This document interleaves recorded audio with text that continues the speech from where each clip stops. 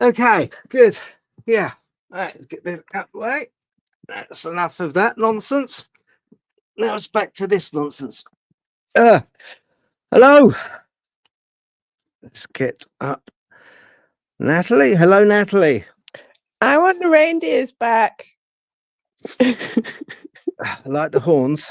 Yeah, Thank you. See, it's reindeer day. So when you went there and the little reindeers were singing, I was like, oh, an appropriate host for a change. Yes. Yeah, Sorry. indeed. Yeah, indeed. Yeah, be back by popular demand, I'm sure. Yeah, exactly. They'll be replacing you before you know it. Oh yeah, if it's not going to be you, it's going to be the reindeer, and let's face it. Anyway, I like the horns. Thank you. They're supposed to be more Christmassy, but you can't see it with my hair, so I just look a little bit demonic right now. Okay. So, right, but they're supposed to be like little antlers. So you do actually look a bit demonic. Thank you. Thanks for that. Anytime. I'm sure you know an exorcist that can help me. Absolute home of compliments, I am. Absolute home of compliments. Yes, right, it's a broadcast. We are broadcasting live from the padded room, or I am at least. Welcome to You'll Be Haunted, the Fright before Christmas. This is a Dogman Teepee exclusive special. I'm your host, Phil Cockrell. And tonight I'm joined by Natalie. Co-host and legendary Natalie Mosley. The legendary Goldfish Paranormal. We have a stocking full of guests, haven't we? We do indeed. I'm not sure. Full of scares. Yes, I'm not sure who we've got on tonight. Actually, I think it's a bit of a mix today, isn't it? Really, I haven't finished. Hold on, Mosley. Sorry. And a revolving door of the best researchers in the field coming up to share their festive frights. The chat is open, the spirits are high, and the Dogman's watching. Always. This party started. What do you say, Natalie? Always. Yeah.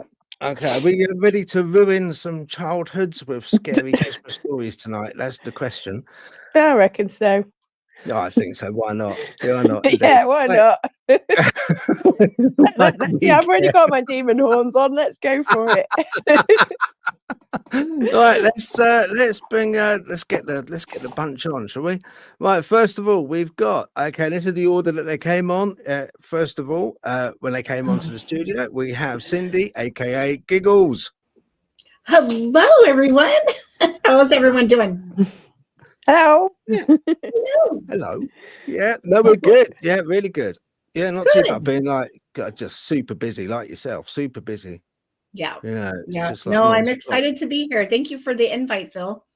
I'm excited. Oh, you're welcome. Honestly. Oh, I'm so happy you could make it. I really am. Because we had the right blast before, didn't we? Yes, we did. I had an absolute blast last time. We thoroughly enjoyed it. Absolutely. Oh, I loved it, I must admit. And you live up to your nickname. You really do. Oh, thanks. We have also we have the next one on. If I remember, what was the next one? I know. It was Sin Schrader Hill. Hi. Hello, Sin. Hi. See, we've got matching reindeer horns. Yes. Oh, okay. Yeah. Oh, okay.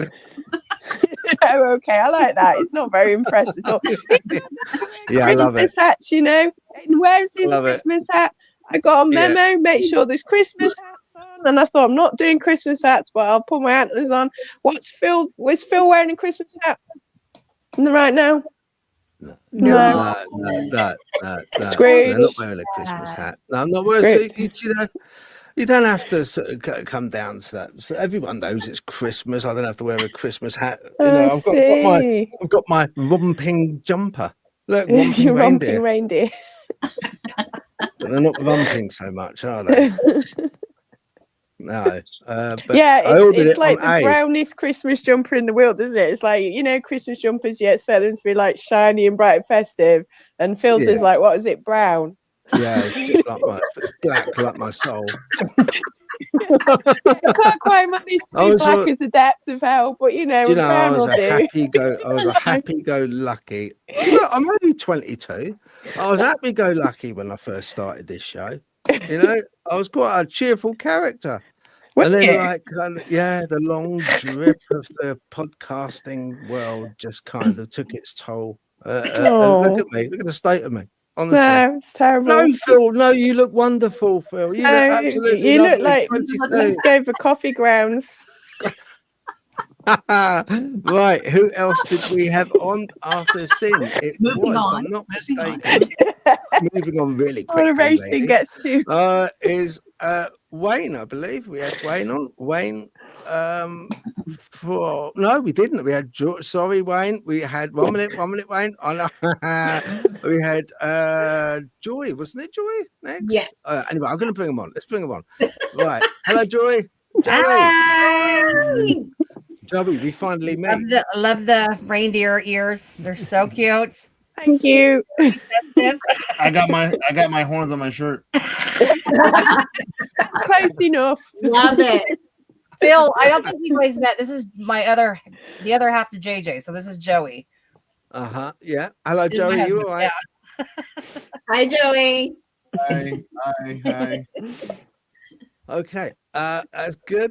We shall rock and roll in a minute. We've got now. We have a UK paranormal guy. From Spookinori, I believe.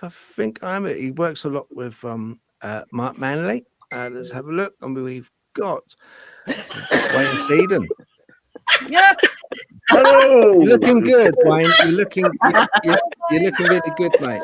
Okay. That's awesome. Yeah. Oh no! Put it back on. Oh,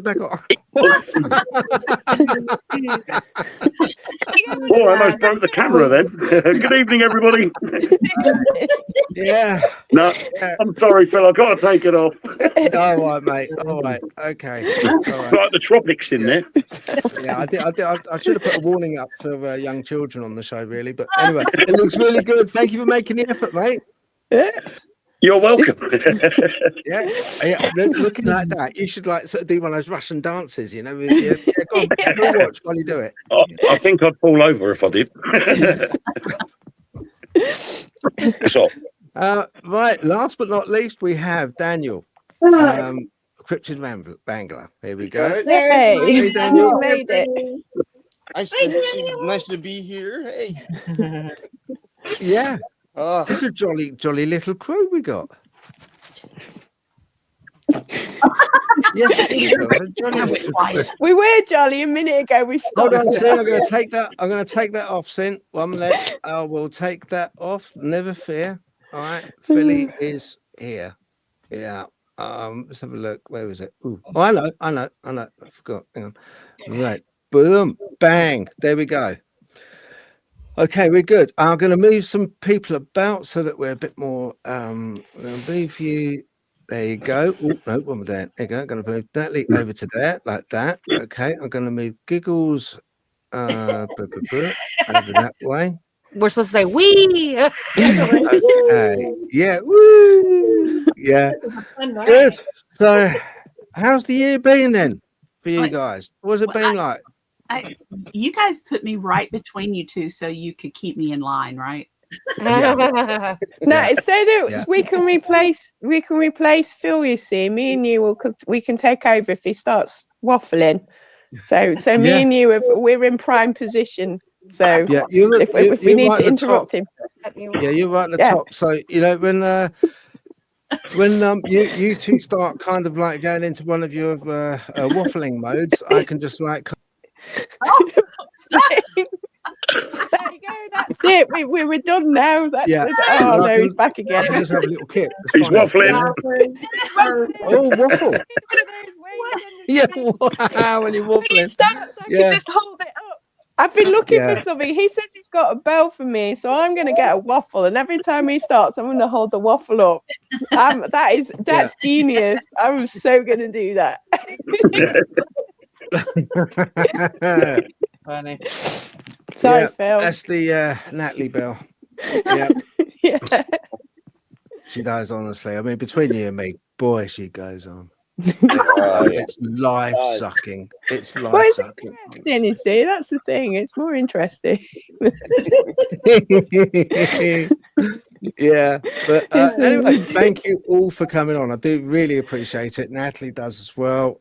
You know, because let's face it, we wouldn't have a flipping show, would we? No, it'd just be me and Phil. Right. So, okay, I'm going to start the conversation off with just asking each one of you if you could just tell us briefly about your paranormal interest and what kind of background you're coming from. Are you an author? Are you an investigator? Are you a researcher? And how long you've been doing it for? So can I start off with, first of all, the first lady that came on Giggles, Cindy? Well, my first paranormal experience was when I was a kid. I was between 7 and 8 years old, and it was my great-grandfather. And then as time went on, as I got older, I started experiencing more and more and getting messages. And then eventually started working on my abilities. And Joy and Joey have been actually a part, especially Joy's been very encouraging on that because I get a little discouraged. Or question my abilities, and she's like, no, because we go on investigations together with Joey and Joey, and she confirms, you know, what I'm picking up. She'll confirm it with the history of what has been researched on. So it's been quite an experience. And then I started a team, Federal Paranormal Investigators, which is Daniel is part of. He is an actual investigator with myself and Jimmy. And he also does the field research that's necessary. Videographer, photographer, both the guys do it all. We actually we're going to be doing it all together. So as a team, so we all have parts on being on camera and participating with working with the equipment. So we've got to have a meeting here soon, Daniel, for the next year. Because we've got some locations, I want to talk about some locations. But yeah, I've had a lot of experiences and want to continue and definitely have some big plans for FPI for 2026. So we're excited. Outstanding. Absolutely brilliant. Yeah. Well, I mean, it sounds like you're forging ahead with quite a few. Main plan anyway. You said you do a documentary that you were going to be working on, hopefully. Yeah, so I'm going to talk with the guys, and I've got some states that I want to go to where I want us to investigate, especially the Appalachian Mountains, not only for paranormal, but also for cryptid. I've got some friends in North Carolina who are willing to actually take us to areas where they've had their own experiences and where there's actual evidence of Bigfoot. So I'm really looking forward to that and collaborating with the NCI team and getting that experience, because I'm dying to see a Bigfoot or experience it firsthand instead of always just listening or seeing a video or seeing pictures. So because I want to experience. Huh? Be careful what you wish for. I'm excited. So, but it's something that I definitely have some big plans for the team in 2026. I really want to get out there and get feet to the ground and start doing actual field research and I get it documented. So I would like to try to get with the guys and talk about doing a documentary. That'd be really cool. Okay, cool. Yeah. Oh, so it's in excellent. the future. We'll see. Yeah. Well, I mean, it's a big thing to put together a documentary. It is Oh, a big yeah. thing. Yes. There's a lot of work involved. Yes. Right, I'm going to move along to our left. On my left, I think the people's left are looking. Wayne, can you tell us a little bit about? Hello. Can you tell us a little bit about what got you onto the path of the paranormal? Right. Well, my first experience was when I was 6 years old, shortly after my grandfather was killed in a shipyard accident. And for the best part of 6 months, I kept saying to my parents I could see him in my bedroom. And they all said, no, it's just because you miss him so much. But when my mum recorded the conversations I was having, and child psychologists were involved, they were turning around and saying there's no way that it's just a dream or he's just talking to an imaginary friend, because they were full-blown conversations. And it was sort of, the conversations were leading to how the family were, how individual members of the family were, particularly my grandmother and my mum.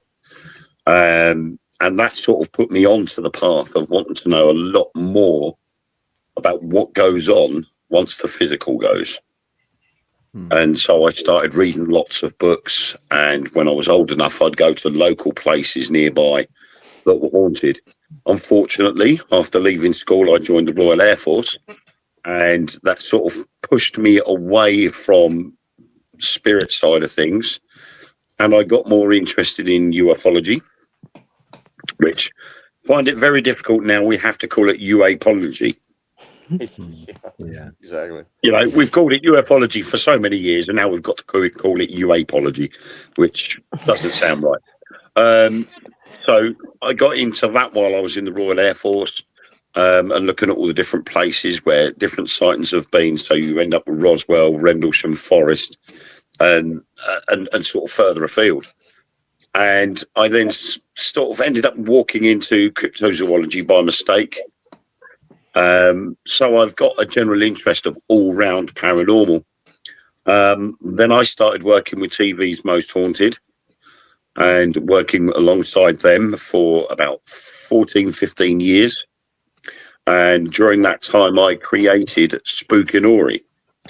I'd always been a bit of an author and a bit of a poet, but never really thought about getting them published. And when I left Most Haunted, I was lucky to be able to keep the Spookinori name. And so I started to publish my own ghost stories through Amazon, because it was the best route for me at the time. That to self-publish doesn't cost you anything, but to go through a proper publisher, everybody was saying you need agents, and they costed X amount per month. And they would try and get your books pushed out to publishers. And to me, it would have ruined the way I wrote my books, because an editor would turn around and say, we don't want it written this way, we want it written that way, or you could add this or add that. And it's not how I want the story to come across to people that read it. I'm now currently on my 5th book. I'm in the process of writing one for Christmas Eve. Every year I write a Christmas ghost story, and I read it out live on Facebook and TikTok on Christmas Eve, to try and bring back the tradition of telling ghost stories on Christmas Eve. I love that. But I also run Spookinori events, which Phil, you've been on a couple. I have. Yeah. Very good. We are a non-profit organisation. We do it because we love it, and we want people to experience what we experience. So we will hire places out. We don't do many a year because I'm busy doing a lot of other things, such as podcasts. I present an online show called Truth Beyond Paranormal, which comes out once a month on YouTube and TikTok. So I've got my fingers in many pies. But I think it's brilliant, and next year it's going to get even more hectic, because I'll be doing some work with Most Haunted's Fred Bat as well. Oh, I see. Yes, I know about Fred. Yeah, very much. Yeah, I do. Yeah. We shall come back to Fred, and also about the voices. I want to delve a little bit deeper into that voices phenomena as well, if that's okay with you. Right, moving on, Wayne. I'm gonna now ask Daniel. Now we know about your cryptid background. You know your history with the cryptids. Can you just kind of like give us a bit of a breakdown on the paranormal side of things that you're interested in? Like many of you, I started at 13, and I went to record at Warner Brothers Studios to watch a TV show being made, and I needed to go to the restroom, and I walked out the door, and I kind of got lost, and so I was kind of. Some guy walks up right behind me, and he says, "Oh, are you looking for the bathroom?" And I said, "Yeah." And he goes, "Oh, okay." And so as I walk in the bathroom, I ask him what those people are doing over there in that corner, and why are they all facing the same corner when the rest of this whole studio is behind us. So, and he had said he didn't see anything, and he said, but there were 6 people that died in a fire in that same studio. So it was just outside the studio. So at 13, that's all right. I had learned about it, and I couldn't say anything to my parents because they were Christian, like really Christian. So I asked my grandmother, and she says, oh my gosh, it skipped a generation. And I had no clue on what she was saying. And I said, what do you mean? She says, oh, I would have thought your mom would have gotten it. And still I'm going, what? You know? She says, yeah, you can see things, and you're sensitive like me. So, and I've been doing it since 13, on and off for about 40 years. Okay. Yeah. All right. Thank you very much, Daniel. Yeah. Right, I'm gonna definitely also, because I want to discuss a few things with all of you guys in a few minutes. But Joy and Joey, hello. Hi. Hello. Hiya. How you doing? Yeah, good. You got a big hand behind you, you know. I like your background. Yeah. It's really cool. On your head. Yeah, on your head as well. Yeah. Same question, really. Let's find out what your interest is, why your interest is in the paranormal, and which one of you two kind of was the instigator. That's what I'm wondering. Is it Joy or is it Joey? Joy. Right. Okay. So for me, I've always been interested in the paranormal, all the spooky stuff before ghost shows even existed. I was kind of what Wayne was saying. I want to know where we go when we pass away. Like, where do we go? Who are we talking to? You know? So that came later, but as a kid, I loved the spooky stuff. And then over time, we lost, you know, people, family members. And then I became more intrigued. And that's when my curiosity, my questions really started, you know, I wanted answers. I wanted to find answers. Because I'm a skeptic. I'm a little bit of a skeptic. So I'm trying to put this into words without I thought about it, and then I just had my mind went blank. Anyway, long story short, since losing family members and friends over the years, I became more and more intrigued. So we've been doing this together, full time, 6-7 years? Roughly, yeah. Yeah, because we had kids, so that kind of put a damp, you know, we couldn't go out and investigate with kids. So now that they're all adults, we're free. So we're free. We can do that now. So yeah. Okay. I hate being asked that question, by the way, because I'm like, I have this whole speech in my head. Yeah, no, it's basically just a little background for people watching, so they know basically, you know, who you are, and you know. Well, so she doesn't like to admit it, but she does have abilities. She does. Okay. I've investigated with them. I've seen it. Yeah, very cool. Definitely want to be asking you about your abilities, Joy. Definitely. Yeah. Well, apparently, I don't know if I have any, but Cindy. Oh, you love it. We'll talk you into it. Apparently, I'm in denial. Yeah. Right. I'm gonna swing across because Natalie as well. Natalie, what? Yes. Don't shake your head. No. Come on. We got answering that question because I'm not normal. I know. There you go. I don't think any of us are. None of us are.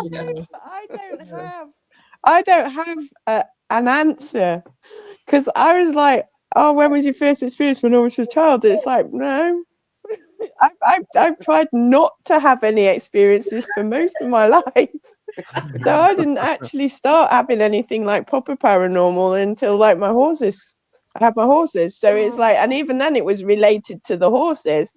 So it's like, but actual paranormal by a paranormal investigator standard, I would say probably didn't happen until, I don't know, about 10 years-ish ago. And I didn't go. And that was only because I was working in a haunted pub. and I started watching the show that shall not be named. It's Ghost Adventures. And we will answer. But to be fair to them, though, they did get me used to, because I used to find things like EVPs and that terrifying. It's like I said the other day, I've always been terrified of Bigfoot, terrified of aliens, especially the Greys. I couldn't watch X-Files once they started introducing the Greys, and it was a shame because I was a big David Duchovny fan, and I was scared of ghosts. And it's like, I don't want to know anything about that. And EVPs just freak me right out. And it's like, so it was only when I started watching that, Ghost Adventures, that I got used to the phenomenon and hearing it without like it being in a ghost context. Yeah. So now I can do EVPs, but and they don't spook me as much. But it's like, so with me, it's been like a slow burn. I've always been like intuitive, but not obviously intuitive. So it's like there was no standalone thing. I'm basically the old sort of like frog in the Fright, frog in the boiling water thing. And it just ramped up when I got my second horse, because he had so much phenomena around him. So I learned healing and stuff like that. So I haven't come at it even from a paranormal view. I haven't come at it from a traditional. I never listened to ghost stuff when I was younger. I was interested in the occult, and not directly, indirectly, and spirituality and stuff like that, and dowsing and ley lines and earth energy. So I was perhaps more sort of earthy oriented rather than paranormally inclined. So so I don't like answering the question because I don't know how to answer it. That's me. It's a sort of vague. It just happened over the years, and it just seemed to have like been ramping up in the last sort of 5 or 6 years or so. I'd say probably. But evolved, which it does for a lot of people. It evolves, so it's not something which you just open up a cupboard door and there's a white sheet there with eyes. It's it's the small, tiny little things which happen throughout our lives, right from sometimes an early age, that we don't even really take much notice of at the time. Very much so with our parents, they'll shoo it away. Don't take any notice of that. It was nothing. Honestly, don't worry about that. It was nothing. Just go back to sleep. That's fine. When all the while there's like kind of bed sheets flying around the bedroom, and there's ghosts at the window tapping, and so it's one of these things which I appreciate your honesty. At least it's honest, which is great. All right, now we're coming on to Sin Schrader Hill. What would you say your background and interest? What started it? What was the genesis moment for you, Sin? Yeah, I have been a weird kid all my life. I'm still a weird kid. Always wanted to be involved with finding out about the ghosts and different things like that, but had no idea how to do it. Yeah. And so in 2013, I joined a group. So I've not been at it very long either, Natalie. And so 2013 is when I was trained, because I was watching all the ghost shows, and all of us know now that those ghost shows on TV are not what actually happens in real life. Right. So most haunted. Haunted though. that one is the exception to the rule. Pretty good. That I was watching the Ghost Adventures and Zach, and all the demons and stuff. But but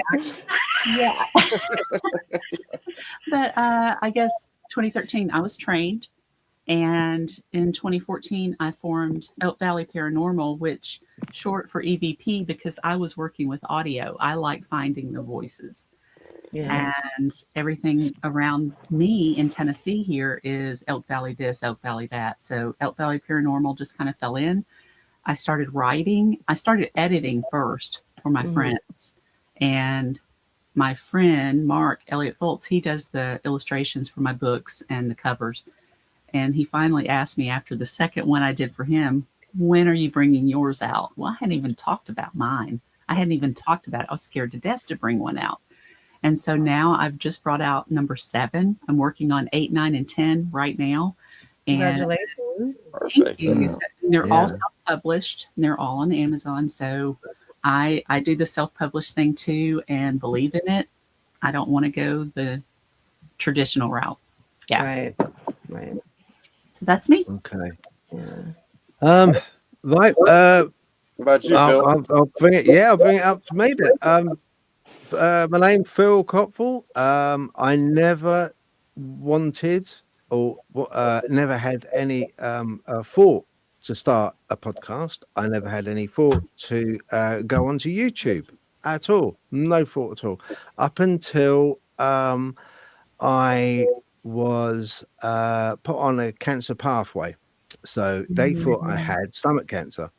And for about 3 months, I was put through a whole battery of tests, as you do. And in my head, I really thought that worst case scenario, because you naturally do. I thought, it probably is. I mean, I was like at the time quite selfish. I was like quite, sort of narcissistic when I was found out I was put on a cancer pathway and I had a colonoscopy, MRIs, X-rays, all different endoscopies, all going on with the stomach. And when I say like kind of narcissistic, I was feeling sorry for myself, And then one day in the waiting room, I was looking around and there's a little girl there, and she was only about 8 or 9, and she was waiting for tests, and she was the happiest little girl ever. And I thought to myself, do you know what? And she asked me, she said, "Oh, we've got into the conversation." And she was like talking, and she was interested in, the ghosty things. And I think it was a way for her to sort of change the subject and to kind of, if you like, it gave her a focus away from what was actually happening.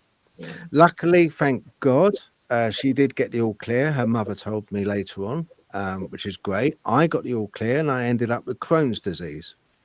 So during the period of finding out about, because they don't tell you anything, they just test you. I thought, I've got all of these things that have happened to me in the past. All of them I can't quite explain. And I wanted to document them. I wanted to, if I didn't have if I had a finite time ahead of me, and it was like kind of, going to be quite quick, if it was, God forbid, then I wanted something documented. I wanted something to pass on to say, look, these things happened. If they happen to you, then hopefully somebody will go, blimey, I heard some bloke on the podcast saying that that happened to him. He heard voices. He heard this, and that's the reason that I did it. So yeah, and my first ever videos, if you like, were just audio. They weren't visual. They were audio videos. They were just stories, accounts, proper accounts, and they were crap.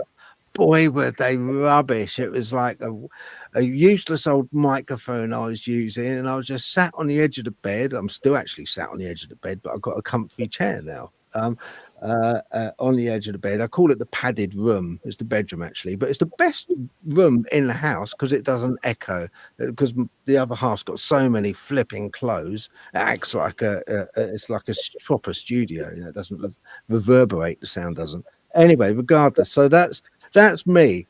I had lots and lots of interactions. My first cryptid interaction was when I was 8 years old with a Dogman. But I've always been aware of the more unusual things that go on that center around us, all of us, which we get told is nothing. Don't worry about it. And in retrospect, when you look back, you think to yourself, hang on, that was something. That really was something. So yeah, that was my interest, and it's just kind of proliferated from there, and it's grown and sort of, and if anything, I love what I do now because it's put me in touch with so many like yourselves, lovely people that have had the same things happen, and I thank God for that. So that's me. Yeah. Right. Okay. I wanted to ask. There was a few things mentioned, especially with Wayne as well, about about voices. Hearing voices. How many of us here have heard disembodied voices? would you say? Yeah. 1, 2, 3. Wow. Okay. All right. I'm not talking EVP. I'm not talking EVP. Put your hand down with EVP. Put your hand up again if you've actually heard voices. Yeah, mimic, like you hear me talking and I'm not talking. Right. Okay. Right. Let's start with Cindy. Giggles. Let's start with you again. What happens? I will hear hee in my ear. I was in bed just chilling, relaxing, and next thing you know, it was a woman laughing. It was weird, but it was creepy. And I was like, what the heck was that? And it was actually here in the apartment. So I have a feeling it's Esmeralda. She's the one in the middle. They are my haunted dolls. So I'm not sure, but it's definitely, it was like a and I'm like, so I've heard that. And then I've also heard, hey in my ear. I've been woken up out of sleep because of us, and it's like, I think I question it. Oh, am I dreaming? Yeah. No, it sounded too real in my ear. And I'm a light sleeper as it is anyway. And so, but yeah, I mean, I haven't heard like full sentences by any means, maybe one day, but I definitely have had, hey, and a laughing noise. The laughing noise was recent. Okay. Right, Wayne. What voices did you hear? Well, apart from when I was 6 years old and hearing my grandfather, I would hear the odd names, or something would be saying hello to me, and I always just kept passing it off as something in my head because nobody else had heard it but me. And obviously through sort of teaching myself about the paranormal and spiritualist mediums and things like that, but as you tend to get older, you tend to close off from the outside. The outside world interferes too much. The innocent mind is more open, and so therefore you were able to hear these things. But then as I got older, I started developing is it called tinnitus, the ringing in the ears? But I was hearing voices in amongst that. It was like constantly listening to white noise. It was only very faint, but within that white noise, I could hear voices coming through. It was like playing an SB7, the old spirit box, and having it on the loop feed. And it was having that white noise there. And then every once in a while, something would come through. And I'd be like, did anybody else hear that? And they'd be going, no, I haven't heard nothing. And it wasn't until I started working with Truth Beyond Paranormal that we started doing recording sessions with EVP. And some of the things I was saying was corresponding with what the EVPs were picking up. Nice. And we were like, okay, so I've just heard someone from over there say hello. And then when our director has gone back over the footage, she has heard that hello come up on the EVP. The tightness has gone, but every once in a while something will still come through and say something to me, and I'd be like, no, I must be opening back up again. And it's quite freaky to hear those voices, especially when it comes and goes, because I say to myself, I am still open. I can sense when there's something in the area, in the room, or in a building. And yet for the spirit to sort of, not communicate, and then all of a sudden it could be months down the line, and all of a sudden something will talk to me again. And I'd be like, okay, this isn't right. So it definitely is a bit of a shocker when it happens. Did you recognise the voices? I have only recognised my grandfather's and one other, and that's Joanne, who is a spirit that is attached to me. The what? I've got a spirit that's attached to me. Her name's Joanne. Oh, okay. And when I moved out of my parents' house after I left the Royal Air Force, I moved into my parents' house for a little while. Then in 2001, I moved into my sister's house because she moved abroad but kept a house. And I had strange things going on in the house and I couldn't explain them whatsoever. Then when I started working with Most Haunted, I asked Derek if he knew of anything that was going on at my home because he'd said there was something attached to me. And he did a little reading and said that you've got a lady spirit that's attached to you. And he gave me a number of a lady that lived near me. She came around and she didn't have my address. I met her at a local bus stop and I walked her to my home. So she couldn't get any background information. And within a couple of minutes of walking through the door, she came out with the name Joanne. She gave her surname. She came out with all these weird things that I hadn't explained to her before, like keys being moved from the front coat rack where I had a little a key hook, and the keys would end up at the back door and no one would be in the house. Cans would be thrown out the cupboard and land face up on the floor so you could actually read what the can said. And she said that she visited the house 2 doors down.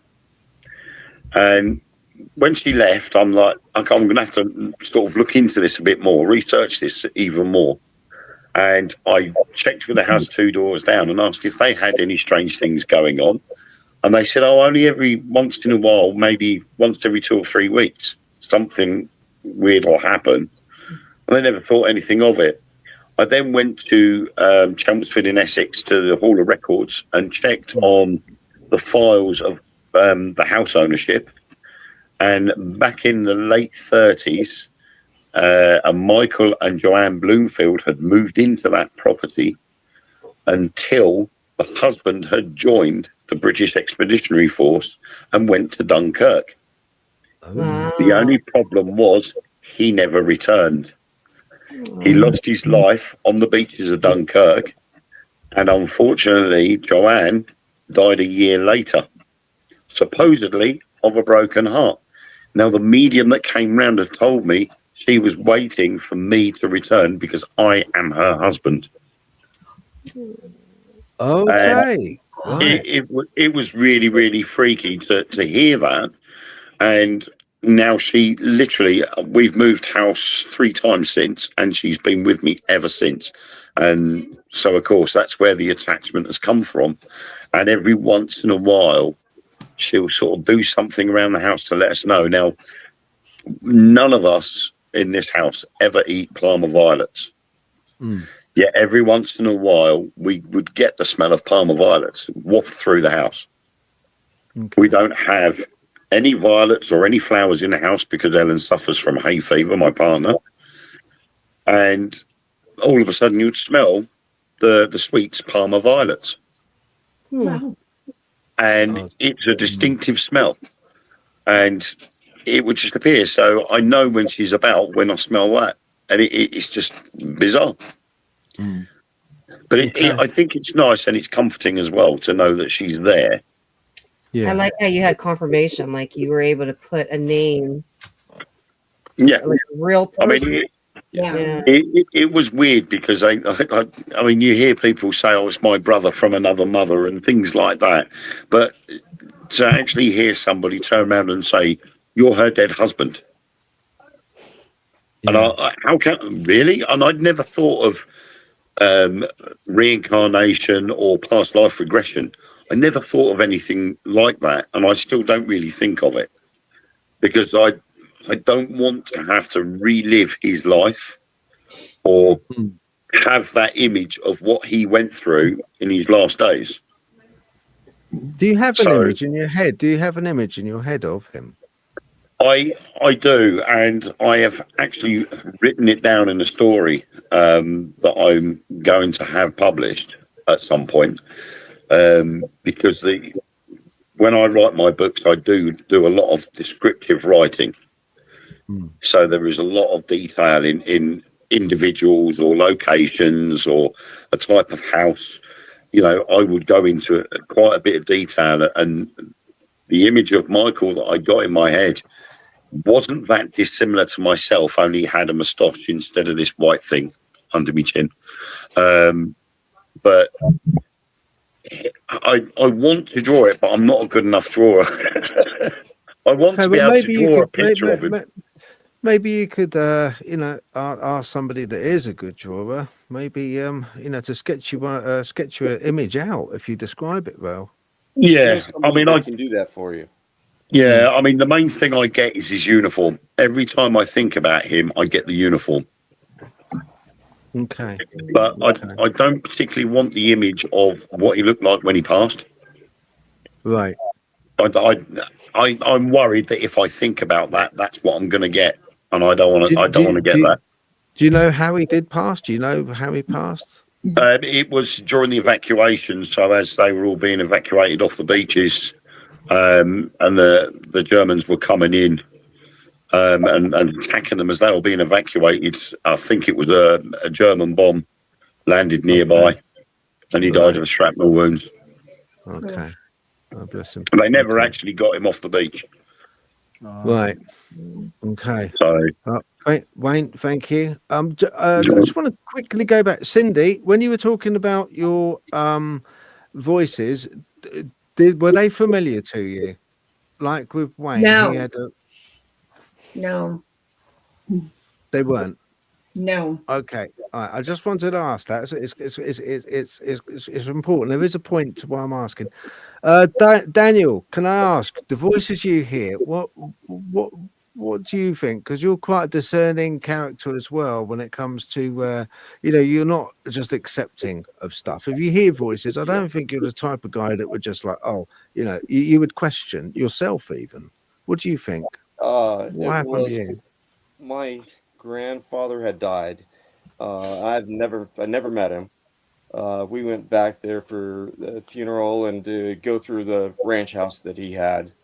And I walked in the front door, and all I heard was, "I should have met you."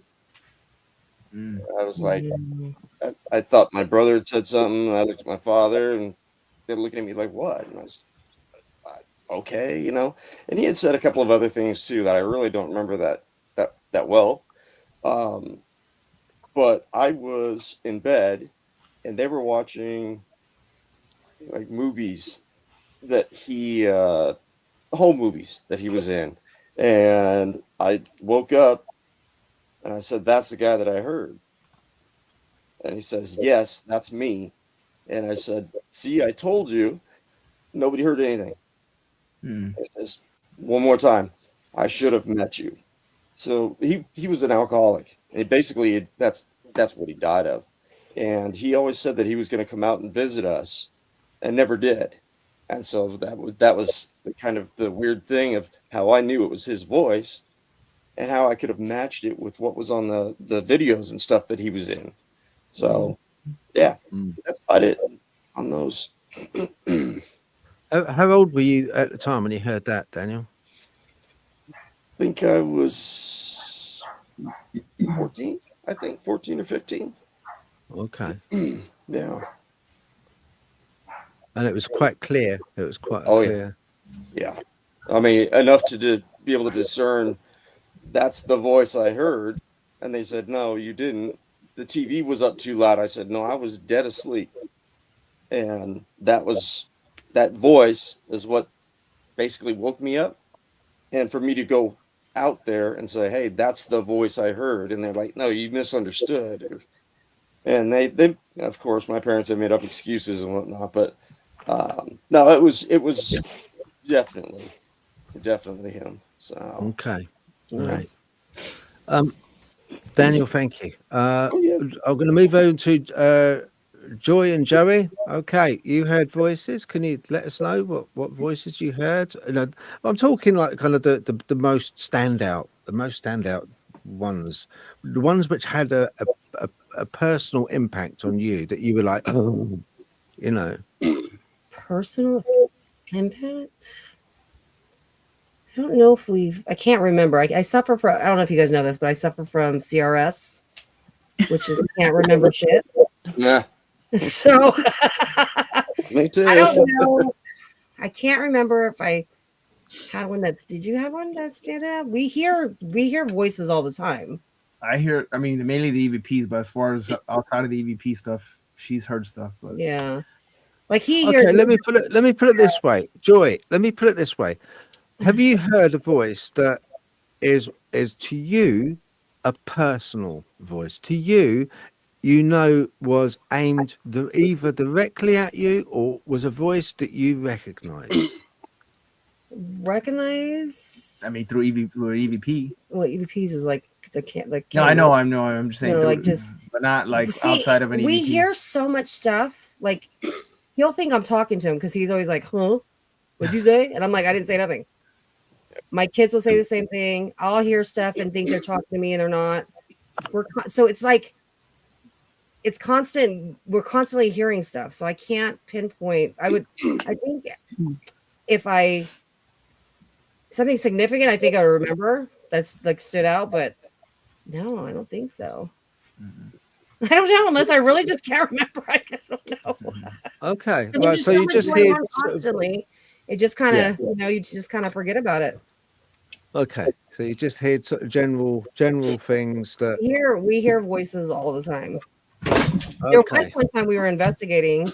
I guess this one stood out. We were at the Goldfield Hotel in Tonopah, or no, Goldfield, where I don't know where it is. We were investigating there, and I clearly heard a man's voice say something. I couldn't make it out, and I ended up catching it on camera. So I guess that was when that stood out to me because I wasn't expecting to hear that. But as far as like anything else, I can't remember. You gotta prep me for these questions because otherwise. Yeah, no, that's fine. At the end of the day, the worst thing that any of us can do is kind of exaggerate anything or make anything up. Honesty is the best. I don't want to policy. make something up just to sound cool. You know what I mean? No. Honesty is the best policy. Right. I'm going to skip right over to Sin Schrader Hill. Now, you did put your hand up, Sin. Okay, same question to you. What did you hear? Was it personal to you? It's usually when I'm on investigations, and I have heard my name called twice in the basement of a building here in town. One of the things that stands out the most is when we were at Hell's Bar Dam. Yeah. It is a very, very haunted location because it was a flooded area. The Indians were pushed out and, that kind of thing. They flooded the area, moved as many bodies as they could, but the ones that they couldn't get in touch with their family, they left them. So there's tombstones still sticking up out of the water in places. It's a very, very strange area. But we were asked to be part of a public hunt one night, and we were one of my Elk Valley paranormal people, Matthew, who I call my ghost magnet. He was standing next to me, and we were supposed to tell how to do EVPs and how we caught the voices and how to do burst sessions and things like that. And we were getting ready to do one, and we were having the people stand really still, try not to move because all that can be heard by the microphone. And there was a voice that came into my right ear.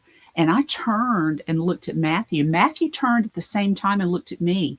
And he said, "Did you hear that?" And I said, "You heard that too?" Later on, the EVP said, "I've got to get justice." So we don't know who that was. But we both heard a murmur at that same time. Very upset man. At the old hospital here, what we normally hear around this time of year, everything after Thanksgiving through December, you can actually hear caroling going on. So, wow, singing. Wow. I've heard that. I've heard singing. Yeah, I've heard singing. Okay. Yeah. Right, I'm just gonna quickly go down the chat just so that just quickly got Sasquatch Sister. Hello, how you doing, Dawn? We've got Roxy B. Hello, Keith Aston. Hello, got Kate. Hello, Kate. Thank you very much, girls, for moderating, both Dawn and Kate. We've also got in the chat. Let's have a look.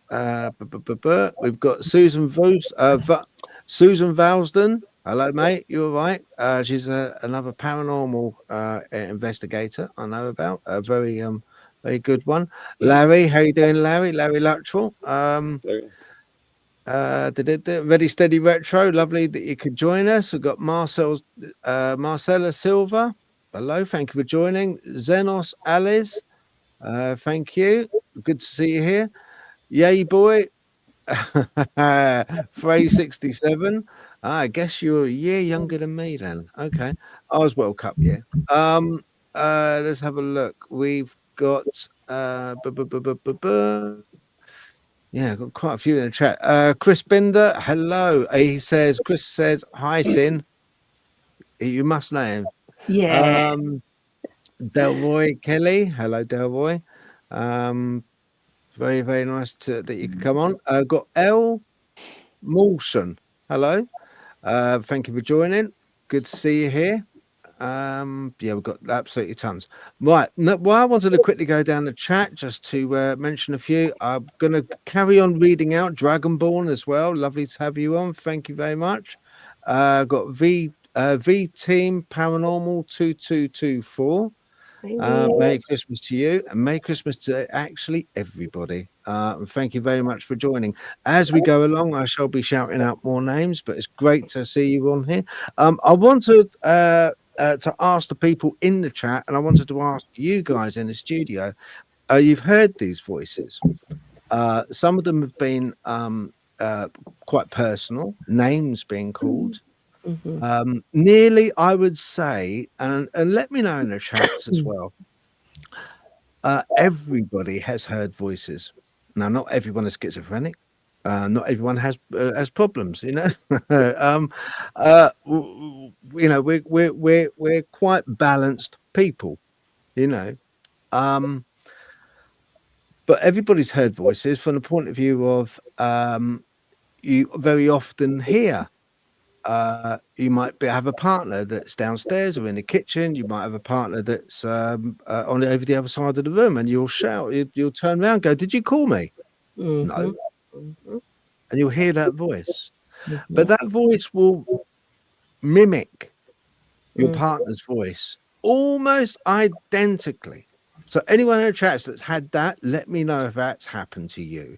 That's quite important, because what I'm getting at is how many in a studio, how many people do you think that when we hear these voices, that now don't, if you think it's personal to you, don't get upset by this. This is just a theory, okay?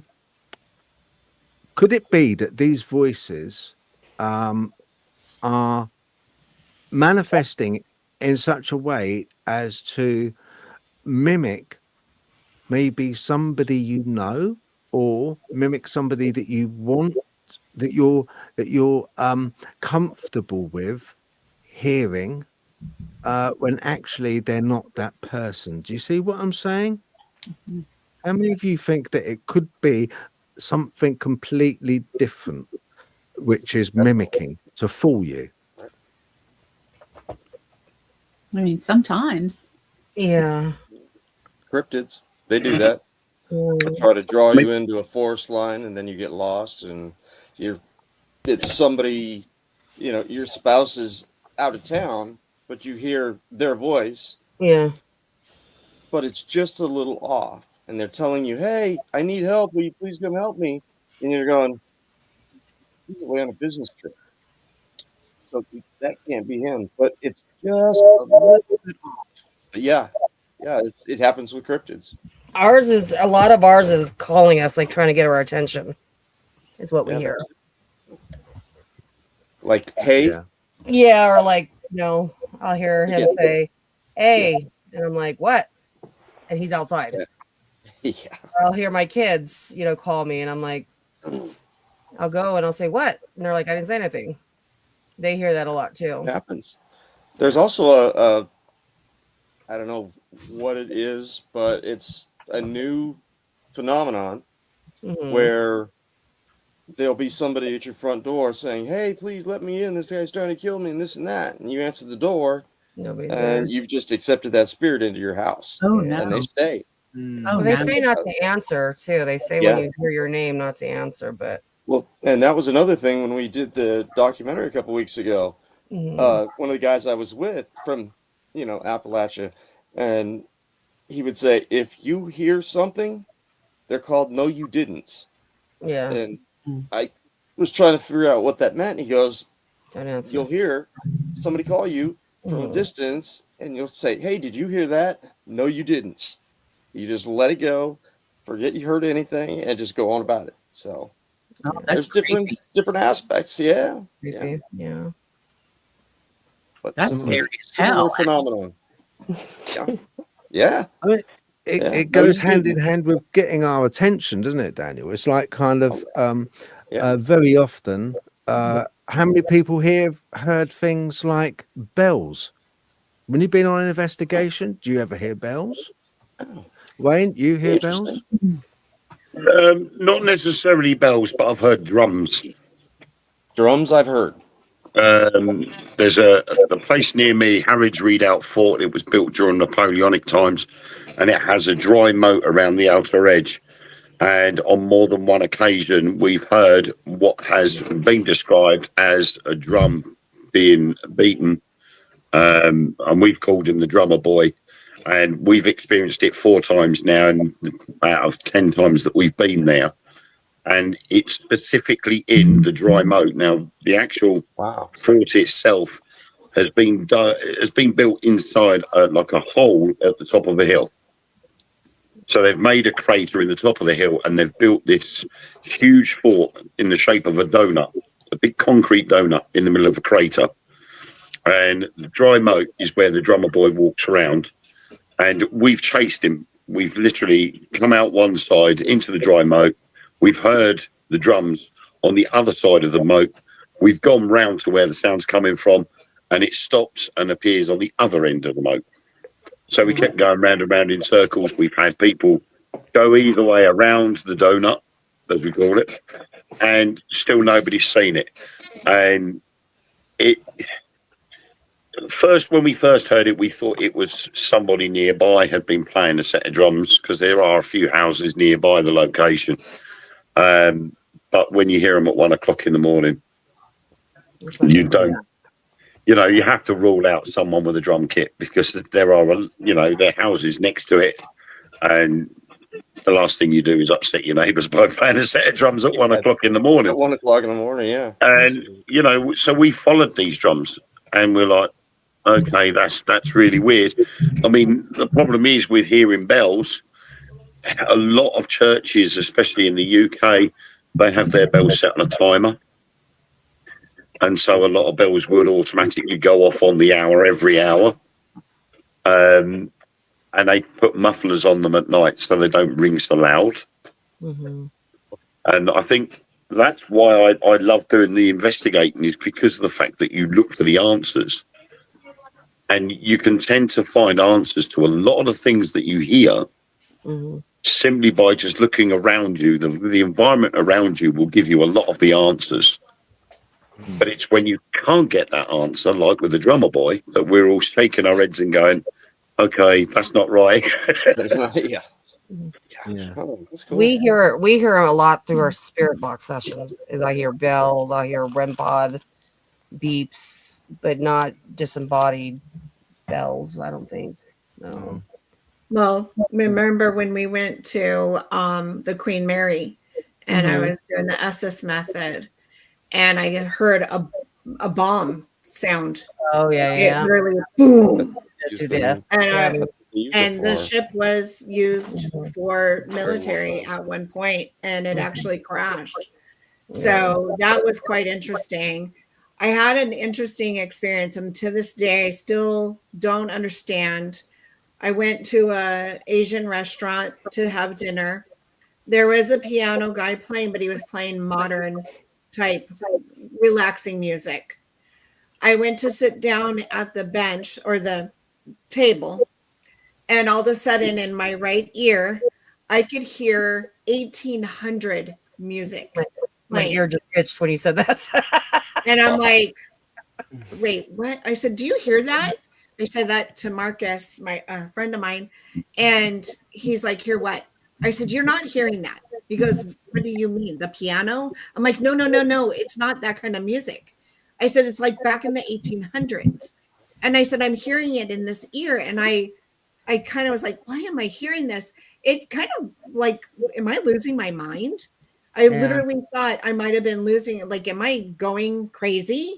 Right. But it literally was like, sounded like 18. And it played for quite a while in only my right ear, not my left, just my right. And I thought that was really bizarre. Very bizarre. That was truly bizarre. But he wasn't, the piano guy was playing more modern type, music, not 1800s. Yeah, it's weird. That I thought was strange. And I was like, okay, maybe I'm having hearing issues. I start questioning, what I'm hearing. So that was bizarre. The whole time you were there, it was happening? No, it finally did stop. It did finally stop. But yeah. It's interesting. Yeah. Like Wayne mentioned, and you mentioned about that drumming and the pianos as well. The piano. Can I ask, how do we feel about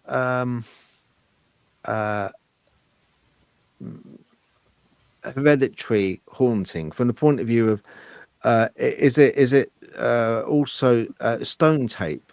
Is it kind of there was a moat, and because there was a moat, Wayne heard drumming as if it was a drummer guy in the army. Are these do you feel that they're played out, that they're playing like in stone tape theory, that they're playing out, and this very moment we're not there but they're still drumming, or do we have to be there for them to be heard? I know it's the tree in the forest business, but no, I think it's true. It's interesting. Yeah, I think that the stone tape theory is a very plausible answer because we've heard it. But the problem is when it becomes intelligent, it can't be stone tape theory. Yeah, that's true. Because if you hear the noise, if you're standing in one position and you hear a noise somewhere, then you could say that's stone tape. But if you go to where that sound is coming from and it appears somewhere else, that can't be stone tape because it's moved. Yeah. And it's in a different position. And so obviously the idea behind that then is obviously the idea is to look for the answers. So you try different methods to find out where that sound is coming from or how that sound can be. And if every time you do a different experiment, it changes, then it's got to be an intelligent haunting rather than stone tape theory. Yeah. Yeah. Well, is it still intelligent if it's not necessarily interacting with you? Well, and this is why they call it the stone tape theory. It's like an old VHS recorder. It records something that happens at that particular time, and then when the energy builds back up again, it replays it. So if that replay alters in any way, shape, or form, it stops becoming stone tape theory and becomes intelligent haunting. Because it's actually doing something different rather than replaying. Yeah. Maybe emotions can be absorbed into inanimate objects can absorb these emotions which go on around it. But in that case, it's kind of like everywhere. There's not one part, and I think it's the same in the States. There's hardly any 1 meter of ground, 1 foot of ground, which hasn't had some point in time, some tragedy or drop of blood spilt on it. So, that's why I always find it quite, if it was going to be intelligent, it's not just a case of if you moved, then I can understand the sound moving, Wayne, because if you moved, then it could be that the sound was reverberating off of a building that you had moved around, and maybe you thought it was moving, but it actually wasn't. intelligent response would be when you asked it to stop drumming. And it stops. Yeah, that would be cool. I mean, the thing is with the drummer boy, there is only one way into the dry moat at this location. So to get out of that location, you have to come out the same way you came in. Right. So when you've got a group of people and you split them in half and you say to them, you go round that way and you go round the other way. Yeah. If there is a sound and it's going to move, it's going to pass one of the two groups. Yeah. Right. Because it can't go over.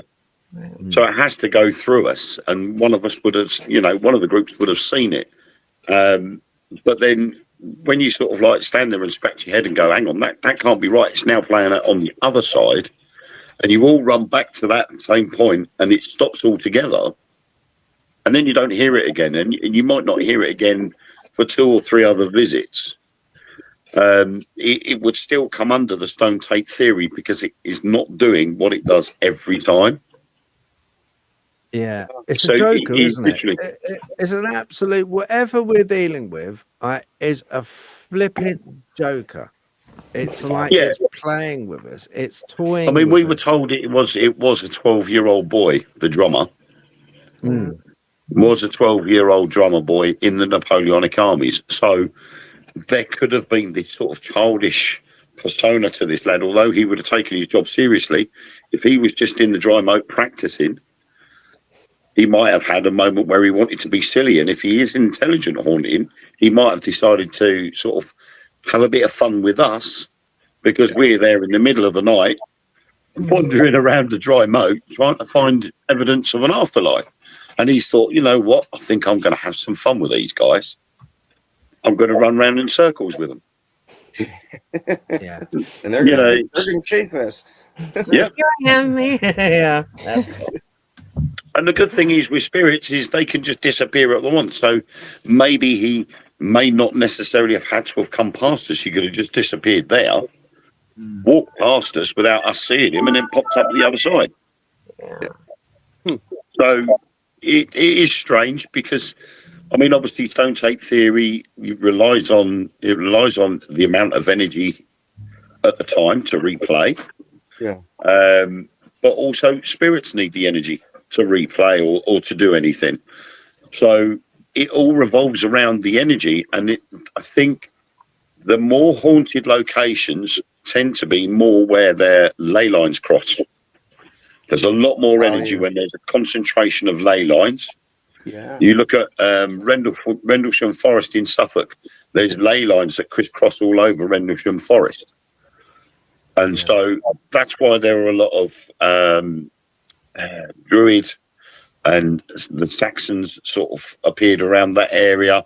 There's been witchcraft in that area. And then back in the 80s, we had supposedly UFO phenomena there. And there are about 6 or 7 crossovers of ley lines. Yeah, ley lines play a part. I think ley lines definitely do play a part. I mean, one in the southern part of England, there's 2 ley lines and they crisscross. The main straightest line is the William line, which runs up from Cornwall all the way up to Norfolk. But it takes in some amazing places. It takes in Glastonbury. It takes in Stonehenge. It also runs across. As you say, into Suffolk. It goes also as a place called Royston Caves.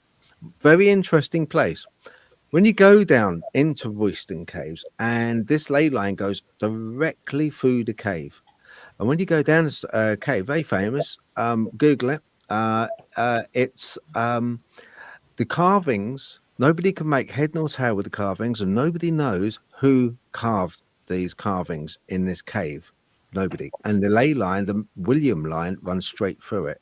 And at the same time, at these important places, these Stonehenges and the Glastonburys and the important places which it runs through, the William line, the Mary line sort of snakes around in like a figure of 8 around the William line, intersecting at key points, old burial mounds, places like that.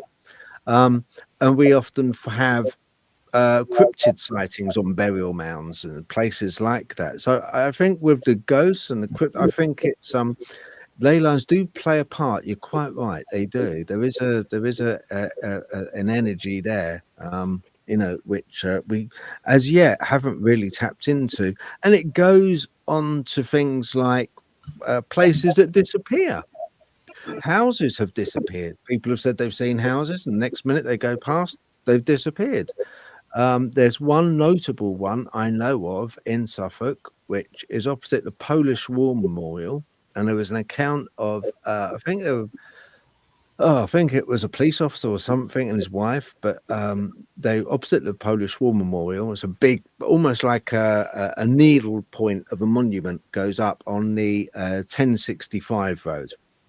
Wow, it's a country road, and just opposite they saw this mansion.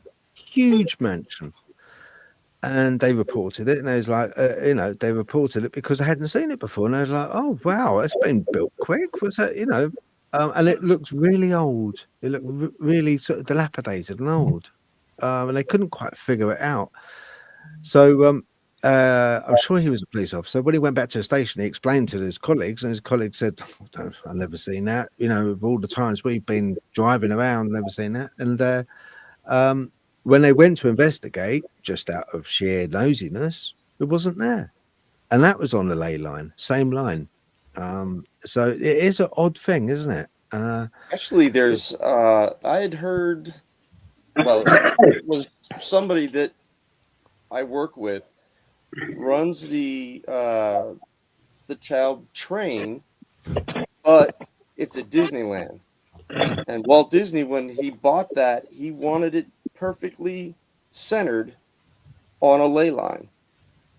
So that was how a lot of the small world had a lot of haunted people behind certain things, and some people would see it and some people wouldn't.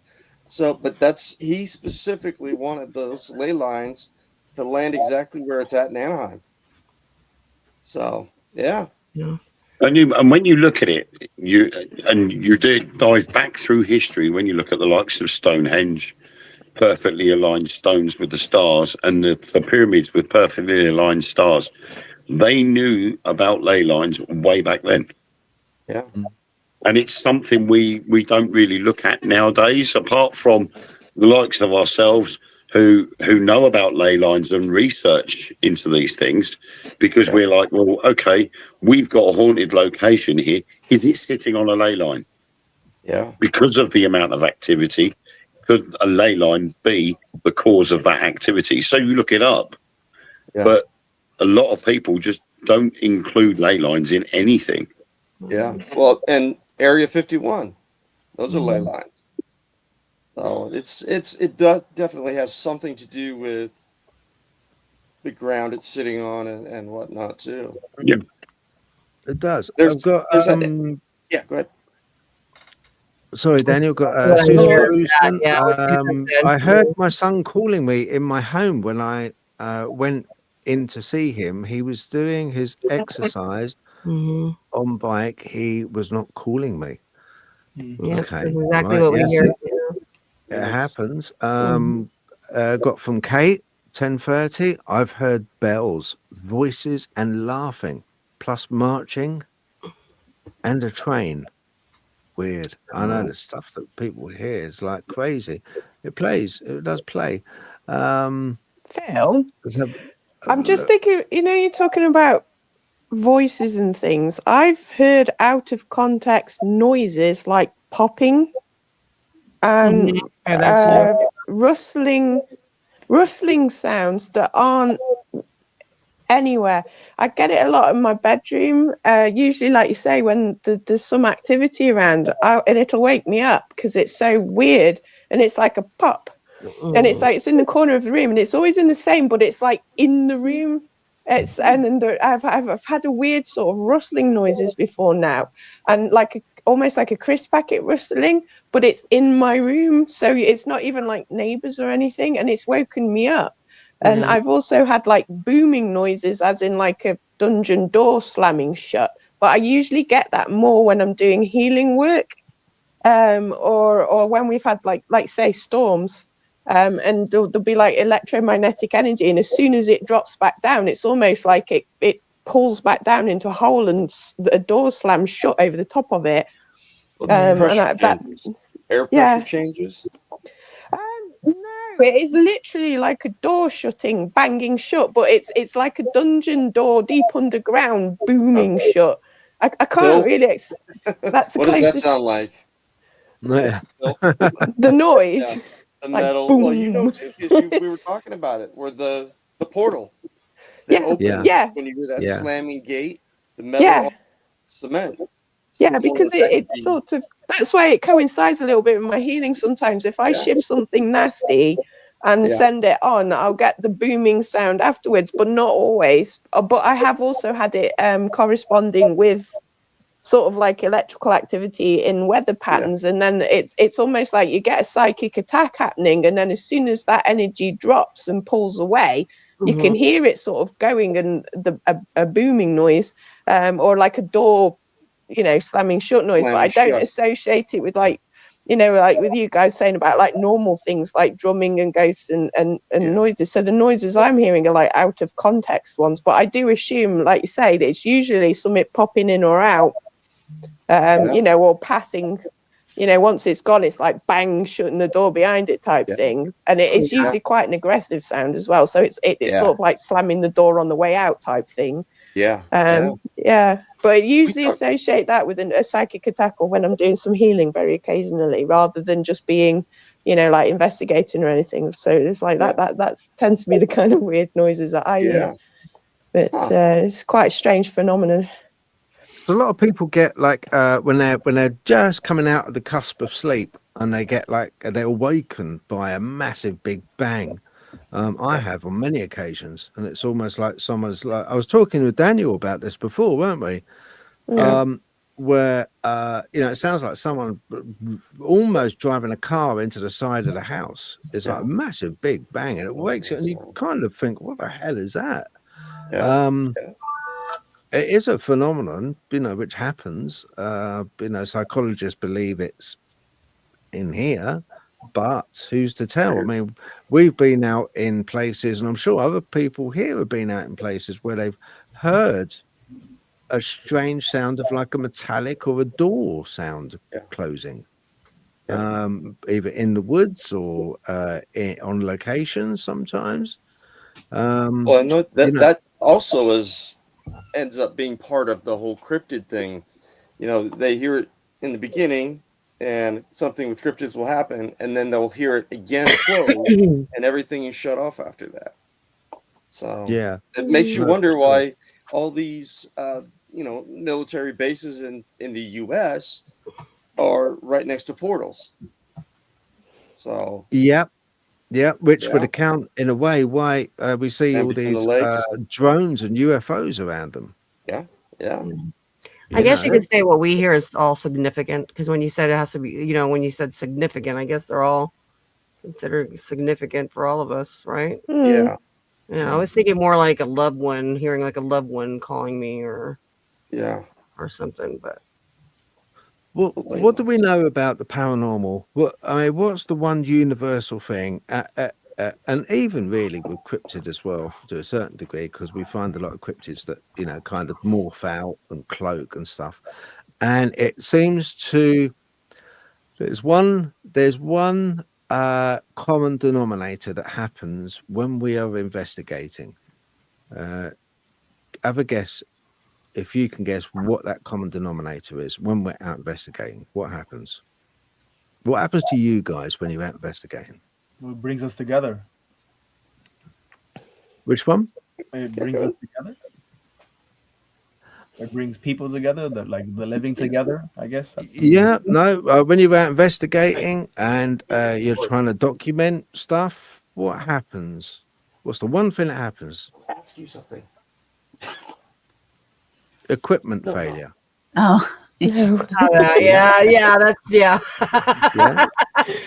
trying to be a student now. I don't know the answer to the question. I don't know what. I don't know what he was thinking. equipment failure. We all seem to suffer. It doesn't matter what genre of the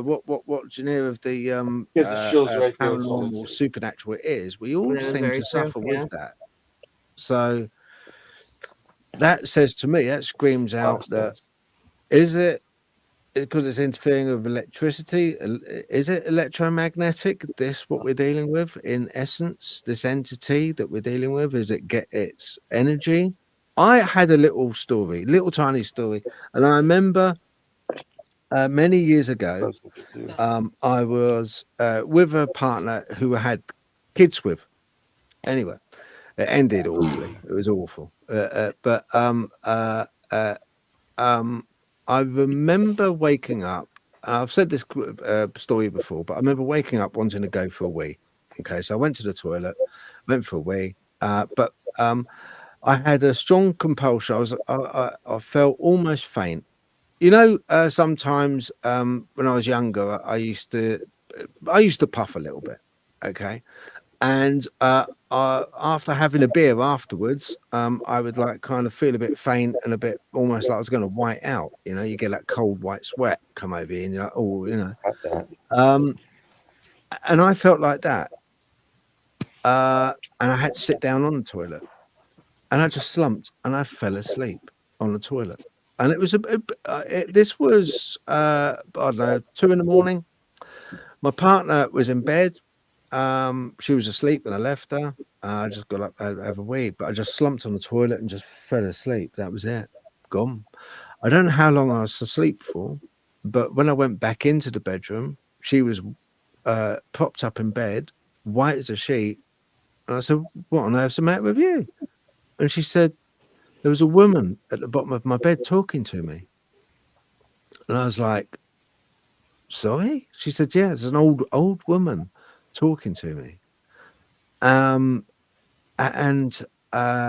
we'd been hearing this bungalow had it was a council bungalow, so it was like a housing association type place. Okay, so it was small. It was only a 2-bedroom. We were just starting out as a couple, if you like, and she kept hearing footsteps coming down from the front door down the hallway because it was carpeted, and I poo-pooed it and said, no, it's got to be the heater, because we had a really horrible, tragically bad, inefficient heater in the hallway in a cupboard. And what it was filled full of fire bricks, and it had electric elements going through it, and during the day it would heat up, and then during the night you would turn a thermostat on and this fan would blow hot air through ducts into each room. It was a very transient form of heat, but you would hear the bricks heating up and they'd make a clicking sound and a sort of a rubbing. You'd hear that rubbing sound. And I poo-pooed what she said. She said, no, Phil, seriously, I could hear footsteps at night coming down the hallway from the front door. And I said, that's got to be the bricks settling in the heater. So this went on for a good few months. And then I heard it. And it was footsteps. It was footsteps, and it was like shuffling, shuffling footsteps coming down the carpet. And I 100% believed that, and I apologized to her at the time. I said, "I'm so sorry, I doubted you." And the reason I didn't doubt her anymore was because it was spring, and the heater was off. We didn't charge it up during the day, and it didn't let out any heat at night. But I heard those footsteps shuffling as clear as anything. But the energy to manifest to my partner at the time, when she saw this old lady, used my energy because I passed out on the toilet. So it does have to use energy to manifest. So it needs us. Is that right or not? Oh, yeah. Yeah, I mean, you tend to find that a lot of groups, when they go out investigating, even if it's a public event, you'll split up into teams and you all go off into different locations. In my experience, I've seen it near enough every investigation I've been on. People will go, use my energy. or they'll build an energy portal where they'll all get round in a circle and provide this energy vortex for spirit to use. So a lot of the time, we literally ask it to take our energy. And then, of course, other times you will have it where it comes out of the equipment. And you could go in with fresh set of batteries. You go out, and within 10 minutes, the batteries have gone. We just had that. And you're like, straight back to your hub room. Out come the battery packs. More batteries. Yeah. You always take a supply of batteries with you because you can almost guarantee that something is going to happen with an SB7, a K2 meter, or something is going to happen, and that will drain the energy. Even LED lights. Daniel Boone. Yeah. Daniel Boone. We were at the hotel. I checked all the video cameras, all the GoPros. Everything was good to go. We took it there, and as soon as we crossed into that line where the Daniel Boone starts, gone. All of them. 5 of the batteries, and then one of them said to record, insert an SD card. There was already one in there. Yeah. So we had to use our phones, and that was the only thing that we could use that was protected, that we wouldn't have these batteries just completely die. So that's weird how they. I got that too. They don't touch my cell phone. They'll touch other devices. Yeah, that's really the weirdest weird. thing. Yeah, I don't know.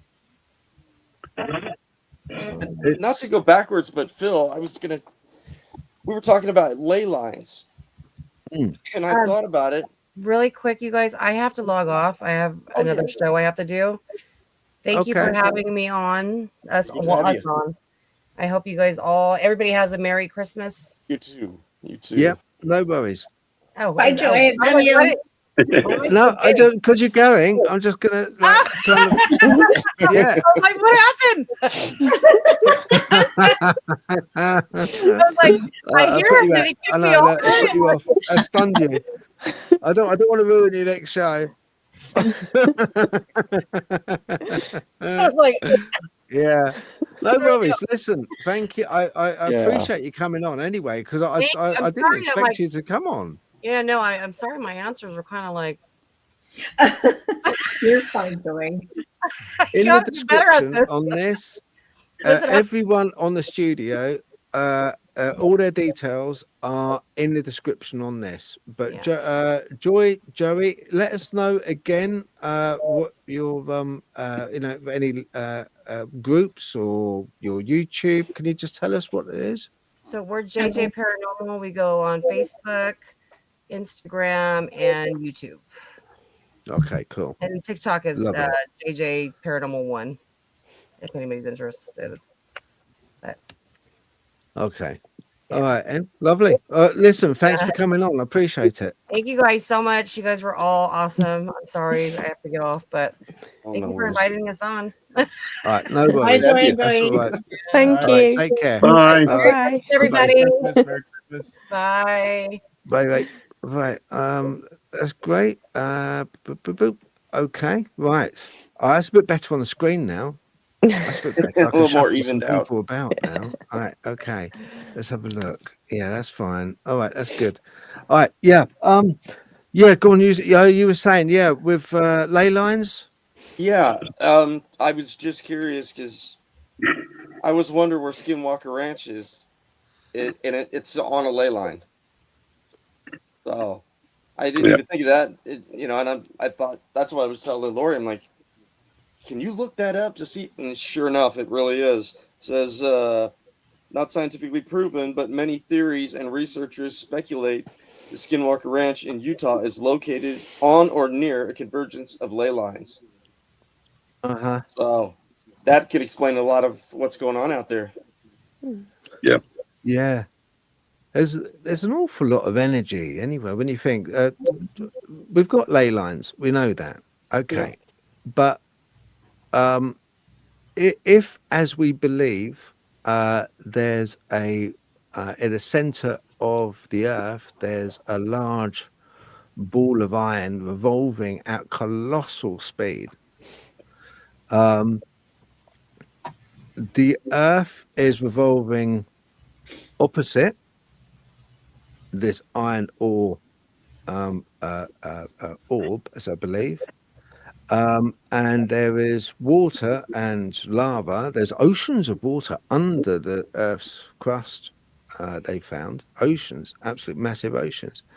But we're actually also on top of a fusion reactor, if you like. In a way, it's a fusion sphere. So it's like a torsion sphere. That's the word, not fusion. Torsion. It's a torsion sphere. So when you've got you find these that was played about with the Germans during the Second World War, played about with the Dogman, the bell, if you like, which papers were found by his name was Sharma or Schwammer. Shamler, something like that. No, I'll look. It'll come to me. Schindler. Are you talking? Yes. Schindler. Yeah. At the Don't ask me why I know that. It was a special project, super top secret. One of the most top secret personnel was actually a lady, and she was a mathematician. Operation Paperclip, they took a lot of those scientists across, but the bell design was with two revolving discs acting as a motor in this suspended in mercury, and they were revolving at a colossal speed, and it created its own environment. Literally its own environment. Flowers nearby would wilt, plants would die, and it was capable, they believe, of transference of energy, this torsion field words, and it was able to actually go out of existence and reappear somewhere else. It was a time machine, they believed. There was another instance of a UFO seen in America which looked and had the same markings. Yes, that's right. There you go. Yeah, exactly. There. Roughly translated as the bell. Yes, the bell. Yeah. That's it. The actual experiment site for the deglocker is actually still in existence. It is Poland. Yep. Yeah, it's in Poland, and there's pylons. When you Google it, it's these pylons, concrete pylons, about 8 or 9 of them. And there's no. That's right. Yeah. Oh, there we go. Thank you, so Wayne. the clocker would have sat in the middle of that, but no one's actually managed to find the actual craft itself. No. Did it disappear then? Yeah. Is that what you're saying? Yeah. They sort of turned it on and it just... There's a lot of conspiracy theories around deglocker as to what actually happened with it. Right. And it falls into line with the conspiracy theory that the Nazis knew they were going to lose the war and they ended up in Antarctica. Hence why there is this wonderful interest in Antarctica. Yeah. And if you look at Antarctica itself, nobody officially owns Antarctica. There was an agreement between all nations that nobody owns it, but scientific teams go down there. Yeah. So they reckon deglocker ended up there. Could you imagine putting all that effort into an experiment to have it disappear? Or did they move it there on Maybe purpose? that's what they wanted. Yeah. If you go by the conspiracy theorists and their theory behind it, that because the Germans knew they were losing the war and deglocker was coming in too late to do anything, they moved it somewhere where it could become useful. But they obviously haven't, because history hasn't altered any. Yeah. And you would have thought if it was a time machine and it was working, they would have been able to have done something about it. But yeah. Wow. So I think that's why it remains a conspiracy theory. Yeah. There was a sighting in the 1960s, I think, or 70s, of such a craft that looked identical to the Bell in the States. And it had quite odd markings on it as well, but that quickly got hushed up and it disappeared. So it's an odd thing. You know, we had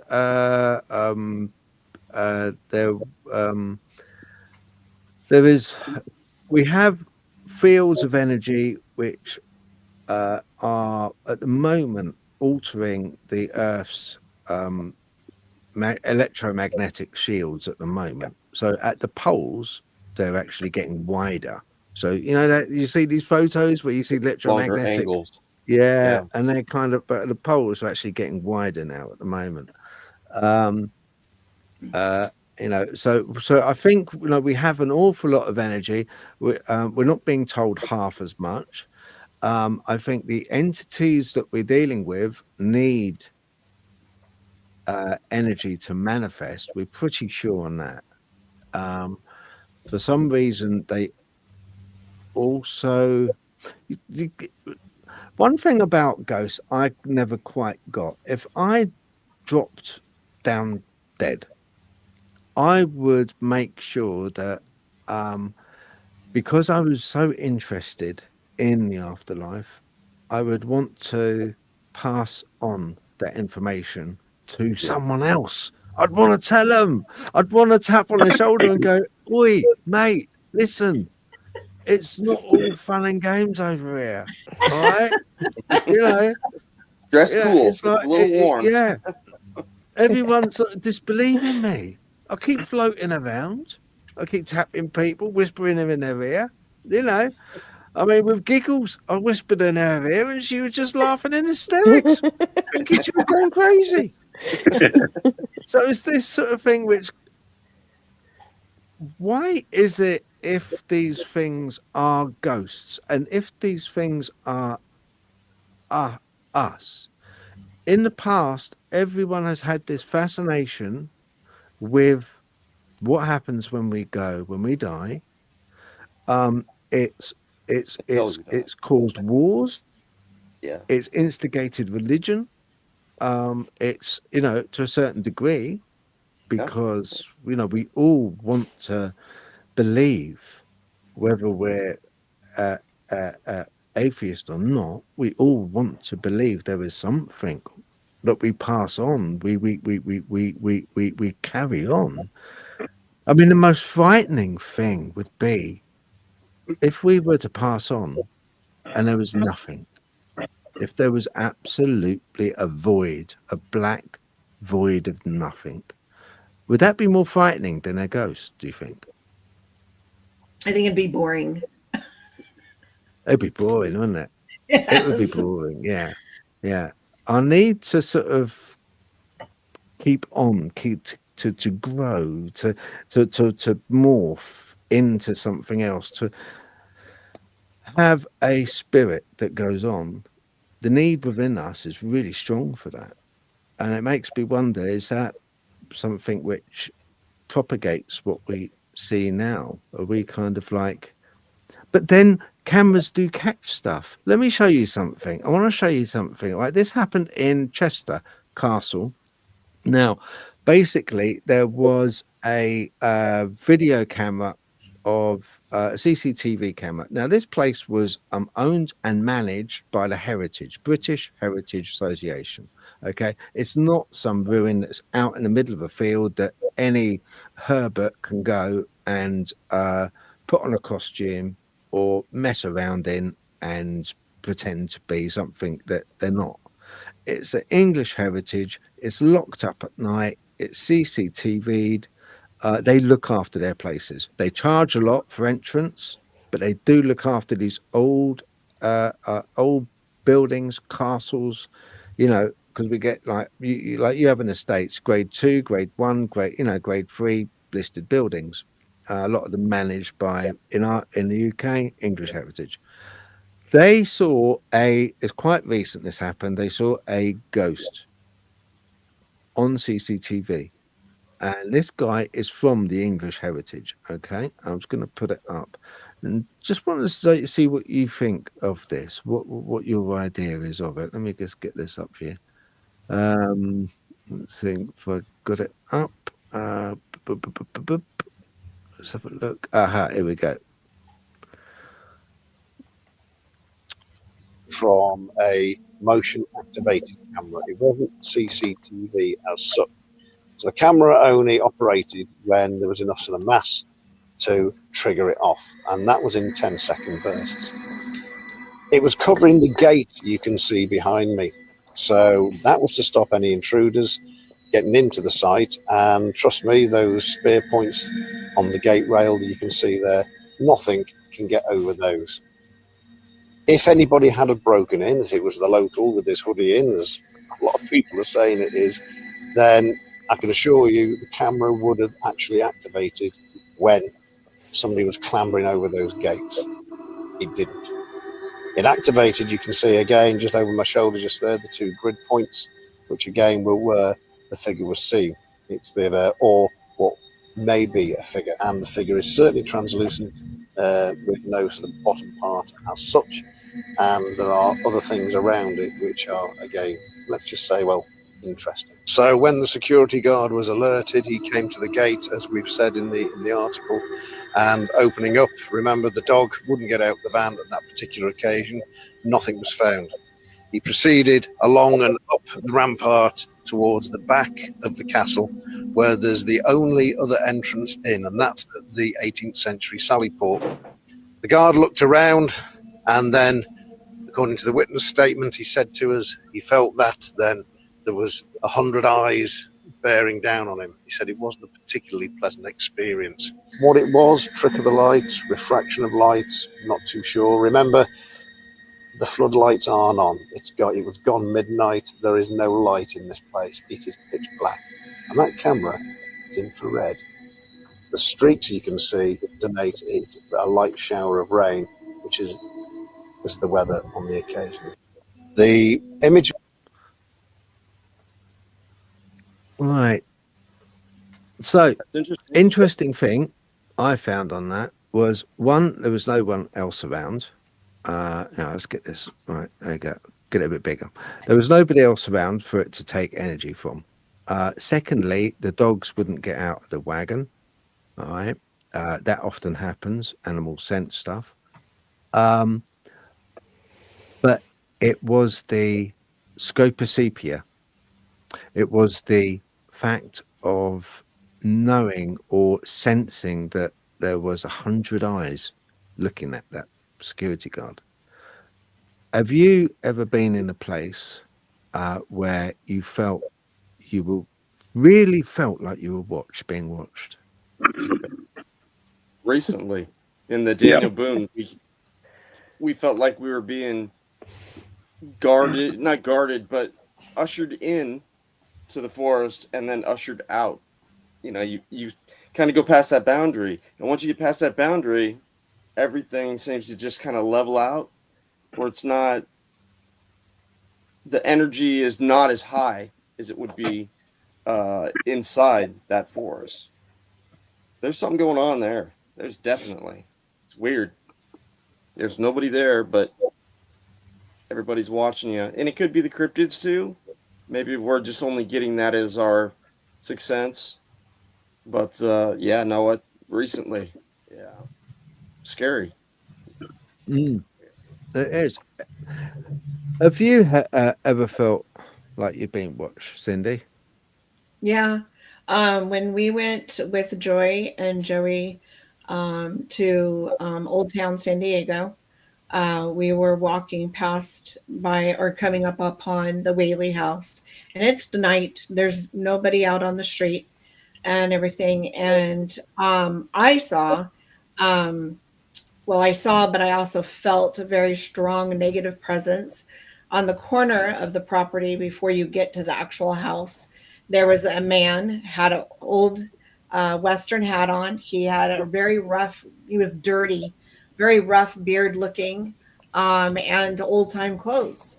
And he was trying to pull people to the backyard of the Whaley house. And I told everyone, do not go back there. And he watched us the whole entire way until we got past a certain point of the Whaley house. But I was like, come on, you guys, he's watching. Come on. He doesn't, let's let him go. Let's not go back there. Do not go back there. Come on. And they're like, Joy's like, but I want to go see it. I'm like, no, not right now. Let's just go. And I kept telling them, don't do it. And I watched him watch us. So that freaked me out. That really freaked me out. Yeah. Sin, have you ever felt being watched? Often, several locations. But the thing that bothered me the most was when I was very young in my home, I couldn't change clothes in my own bedroom. I had to turn all of my dolls and stuffed animals around so their eyes weren't facing. Something was attached to something. I to this day, I don't know which one it was attached to. I don't have them anymore. Do you still feel it? No, I got rid of the ones that freaked me out. So, but something was attached to one of the ones I had. I had a doll collection. I had stuffed animals from everywhere, and people would actually bring me dolls from when they go on trips. So some of them, I have no idea where they came from, really. But yeah, I could not change clothes in my own bedroom. And that was until I was a teenager. Right. Do you find that with toys? I find that with toys, sometimes like they'll be all right, and then all of a sudden they won't be. And it's like, you'll be like, I've had that on my bed for at the bottom of my bed, when you're younger. And you're like, for years, and all of a sudden you don't want to see it anymore. And it feels like it's watching, like something about it's changed. Because it's like, they don't always start off being freaky, but some of them are right from the get-go. But some of them, it's like, I've had to get rid of stuff that I've had for years, because all of a sudden it's like the vibe changes, and it's like you say, it's looking at you funny. Yeah. And it's kind of weird. You're just like, you feel uneasy in your room. And I get to the point now where I start looking around for whatever it is that's changed its vibes so that I can get rid of it. And it'll be sometimes silly little things like a symbol or something. And the second that's in the bin or gone, it's that everything's changed. But I did used to find out with my toys. It's like some of them every so often would just go sinister. Mm-hmm. And it's like sometimes they'd stay that way, and then sometimes it would pass. It's like, so I'm glad it's not just me. My mother and grandmother and several different relatives and myself collect antiques. And sometimes when you bring something home from an antique store, even a yard sale, something can be attached. We had this one residential that we had to go to, and the only thing that we found that was causing all the hoopla was a child stuffed animal, and it no batteries in this thing. It was a stuffed animal, but it was causing the REM pod. It was causing EMF, all kinds of the meters to go off. And we asked finally, where did this come from? Oh, my granddaughter had to have that when we went to a yard sale about 6 months ago. And is that when things started really ramping up? Oh, yeah, that's exactly when it did. And they had no idea the story behind the animal, but it was like a big stuffed rabbit, so sweet looking, but something was attached, and we ended up getting rid of it. You just never know. No. Why does it always happen to things like dolls and kind of like it has to be something which has eyes and legs and is dolls. Kind of their mind. Dolls are in the very. Why don't they happen to books? I never hear of any haunted books. I've had stuff jump out of books at me before. Now, I've had books with things in them. It was a book written by I can't remember the name of it. I've still got it somewhere. But it was a book written by an occult exorcist. And before I even opened it, there was like scorpions in it. Not literal scorpions, but like psychic ones. Because whenever a bit like you, whenever I buy secondhand books, I always try and clear them before I touch them. And this particular book had like things in it, and it was an occult exorcist as well. So I don't know whoever it was that had the book, whether it came with the book, it just happened to be in the environment it was in. But so it's not these things with eyes, to be fair. It's like just to gainsay you a minute. But yeah, so I'm very careful with any secondhand stuff now, to be honest. After that, furniture, anything. Yeah. But I know I haven't really. Go on, Daniel. I think with dolls, it's because of their close proximity to humans that makes it a lot easier for spirit to attach to. Yeah, it could be. Yeah. In the very beginning, dolls were actually made to house the souls of So it started in ancient Egyptian, if not before times. Yep. They would have a doll figure buried with the person, and that soul was supposedly going in. And a lot of them, like the terracotta warriors, those were the emperor's people that were supposed to protect him, and those souls were supposedly going into those figures. The same thing with Victorian times. They would put a doll next to a casket, hoping that the soul of the person, after they were done completely with the wake, it would go into that doll. They'd take the doll home, put it in a very prominent place, like a mantle or on a very comfy bed in the guest room. And that doll, that would be that doll's room. And hopefully that person's soul would be there and stay with them. It's their vessel. Yeah. Yeah, there you go. Yeah. I have vessel there. It's these vessels. And I treat them with most respect. I say, good morning, ladies. Good night, ladies. Have a good night, Esmeralda, because Esmeralda is a woman of the night. She doesn't care for men. So, but yeah, I mean, that's the history that was given to me by her. But yeah, it's their vessel. I used to be afraid of dolls, but not anymore. Not anymore. Yeah, until I get that phone call in the middle of the night. I was at CryptidCon and talking to John Zaffis. Yeah. And he's got that haunted museum. Between you and Matt Rife buying the Conjuring house, it's like, I'm going to get that phone call in the middle of the night. Say, I need John's number. I need this one. Somebody take this from me.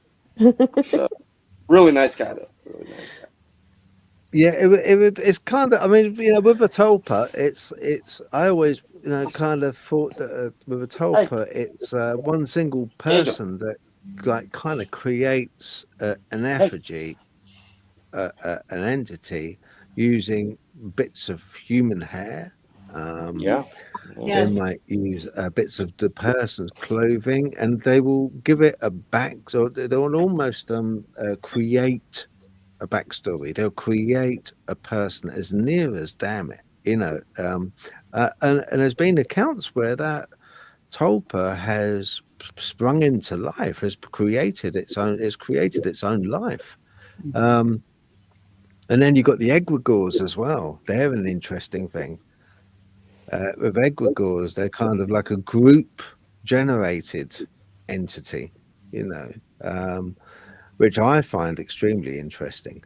The capability of a group creating an entity and a backstory and a family for it and a history for it and a full name for it. Because I was always told with ghosts and that, or if there's an entity and you don't know quite what it is, worst thing you can possibly do is give a name to it. I don't know how right that is. That's interesting. Because the house that I just moved out of, Phil, I've been on your show before, and I talked about the experiences that I was having in the home. And I mentioned that I had a gentleman, I called him Albert. I gave him a name, and he was very negative, and he would threaten to EVP sessions to scratch, to bite me, and so forth. And I always felt him on my side of the bed. And ever since I moved out of that house and in my own place now, I feel more relaxed, more relief. I feel happy. I'm not feeling so depressed. And because it was so much negativity in that home. Daniel, I've talked to you about that house. I've talked about it even on my own shows, my own podcast, the bad entity that was there, but I did give him a name.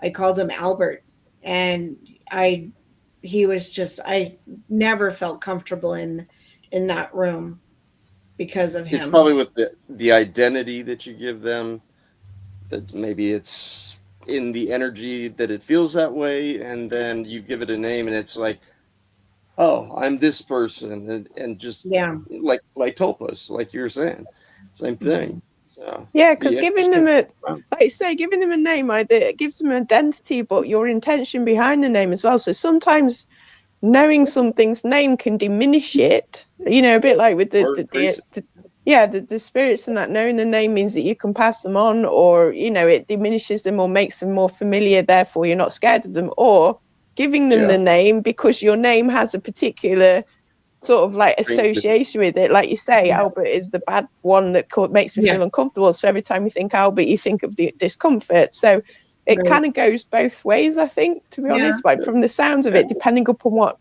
but we do also seem to end up giving them names, and it's whether it's their name or not.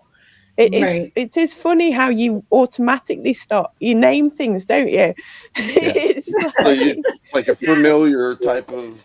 You can't help yourself. If you know something's there, you tend to start naming it, even if you don't want to, even if you just call it them. It's a strange phenomenon, really. Does it want the name, or is it a human thing that we need to name, or like you say, is the name power over, or is it giving it power? I don't know. It's quite an interesting idea, really, isn't it? It's like depending on the context. That is interesting.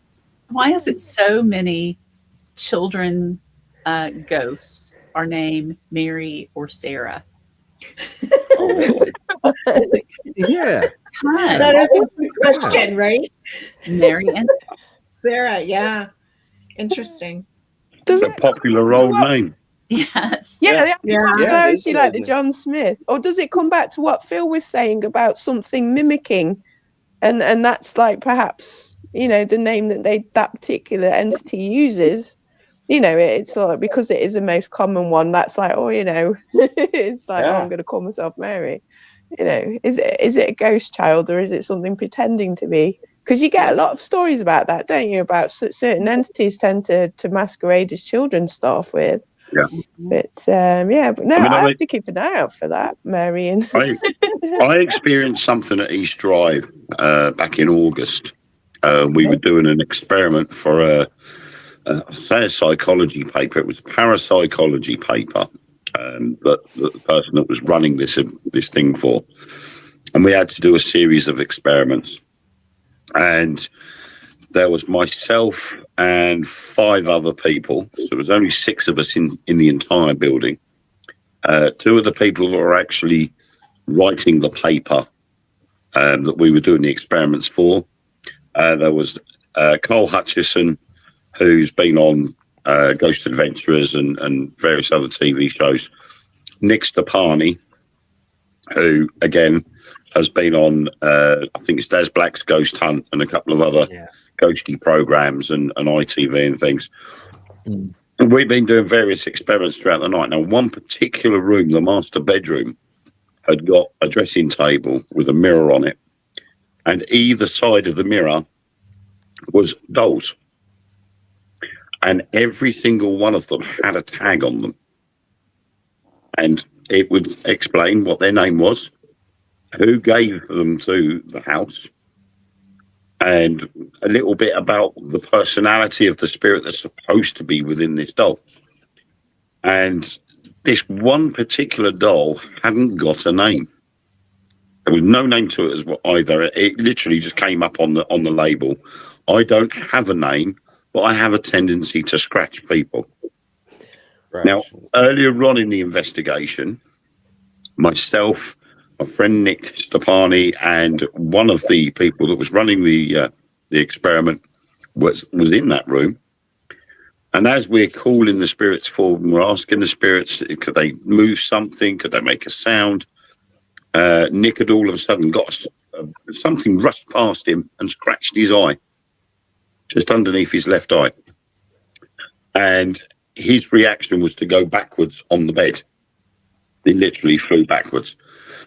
And he was like, "Oh, did you have to do that, you pig?" And really sort of got quite agitated by what had happened. I then later on went back in that room on my own. I did a live feed on TikTok, and I'm looking at all the labels on there. And I came across the one that said, "I have no name, but I have a tendency to scratch people." So I, quick as anything, I've run downstairs. I've told Nick. Nick's come back upstairs with me into that room. And my partner was at home. And I asked her to have a look and see if there was any particular company that made this specific doll. And she'd done the little research and found that it was made by a company as part of the Leonardo collection. And she gave me the name. As soon as I said the name, the whole atmosphere in the room changed. Everything just completely altered. And it was almost as if there was like a relief that after all this time, this doll's name has finally been discovered. And it had gone from a negative feel to a positive feel. Yeah. And part of us was saying, well, you know, have we just, in a way, devalued the haunted aspect of 30 East Drive? You know, from being one of the most haunted houses in the UK to not being one of the most haunted houses, because now this doll doesn't scratch anybody. And I've spoken to people that have been there since, and they've said that particular doll, to start off with, that particular doll has done nothing. There's been no energy there or anything. To the doll is not there anymore. It's gone. Really? Wow. So we're not too sure whether it's disappeared on its own or whether the caretaker who lives next door has removed it from the house. Huh. Interesting. Because there's a lot of, you know, is 30 East Drive real? You know, there's a lot, because it was centered around a film when the lights went out, which is based on true events. The film wasn't actually made at that particular house, but the stories were there. We didn't come across any weird dark monk or anything like that. It was just the air and the atmosphere of it. And the fact that these dolls were really eerie looking. They were quite old. I think the youngest one, I believe, was made in the 50s. Wow. So it was about 70 odd years old, this doll. The rest of them were older. And some of them were really, really creepy. I mean, one of them I could only describe as a slender person. Really, really long arms, really, really long legs, and a long neck. And I'm like, they really haven't got the proportions right on this doll. it didn't look right. And it looked so creepy. I ended up putting it in the wardrobe. Because I did not like it. So I put it in the wardrobe and shut the door. Yeah. So I don't know. I think, again, when we look at the energy side of things, if you give spirit enough energy, it will take it. Yeah. And when it's bottled up in something like a doll, it's able to store that energy, especially if you walk into the location and go, I give my energy freely. And when we look at that, I've said it on a number of shows before, but a lightning bolt is 1 billion volts of electricity. Okay. The human cell generates 0.07 volts of electricity. And on average, we have 37.5 trillion cells in the human body. So when you do the math, that's 2.625 trillion volts of electricity in the human body. It just needs something to activate it. So we say to ourselves, well, what happens to us when our physical goes? That 2.625 trillion volts of electricity has got to go where? It's got to be released and go somewhere. And it's like any form of energy. You get a piece of wood that's got loads of energy stored in it. When you set it on fire, that energy gets transferred into other forms, heat and light.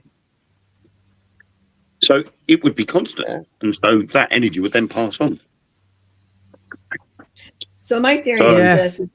I do believe that spirits do use our energy. Absolutely. They'll use the energy from batteries. But they'll also appear if they want to. They can be around you, but not want to be known that they're around you. They'll use your energy if they want to use your energy. And there are probably more spirits around us on a daily basis that we just don't know because we're not going to tune into it, or people that choose to not want to tune into it. For me, it's slightly different, but I do feel that if they want to be known that they're there, they're going to show it. They're going to use the energy. They're going to use the energy from equipment or whatever the case might be. Some are very powerful. Some are a lot stronger than the others that have to use the energy from the batteries or from ourselves. They already have enough energy to come and go as they please or show if they want to be seen. That's my theory, my belief. But yeah, I mean, that's why when I am on investigations, I treat them with respect. I don't antagonize. I don't ask questions to make them mad. They've already been through enough from the way that they might have died or whatever had happened, and some are just trying to communicate. They're just trying to get our attention, and say hi. Some are not good, unfortunately. But it's also how we react. And that's why, when I talk to people, I try, because I used to be scared. I didn't understand. Once I started educating and getting a better understanding, then it's like I'm not so afraid. Do I get a little nervous? Yeah. Does my stomach kind of go, ooh, something? Yes. But then I'm like, okay, just move on, just leave them alone. But that's me. I can't speak for others. So. But the thing is that if you look at spirit, they're not that dissimilar to us. And if they need energy, they're the same as us. We need energy to do anything. Right. We wake up in the morning, we feel groggy. We need a drink, like a cup of coffee or a cup of tea or a fruit juice or something, some breakfast, and that gets us going throughout the day. And in the spirit world, that would be no different. We would need the energy, so why wouldn't they? Right. They're no different to us. It's just they haven't got the physical. Right. Yeah, so they just need ghost coffee, don't they? We need to figure out ghost coffee for them. Yeah. It's like be so strong. Just a nice cup of Nest Coasty. Nest Coasty in the morning, that'll be fine. Perhaps instead of draining our batteries, we should just leave them cups of coffee out and see if that works. Leave us alone, let us sleep in. You can use a coffee machine. Out of curiosity. A nice bowl of Spookovics. Has anybody known anything that has, like lightning, like you had said, Wayne, with the lightning? Yeah. Why wouldn't they manipulate that energy and flourish and have more? Has anybody heard of that, where it would end up using that lightning? But again, the theory behind that is the same as with ley lines. If there's energy there, spirit will use it. Yeah. I mean, I was on a location not the year before last.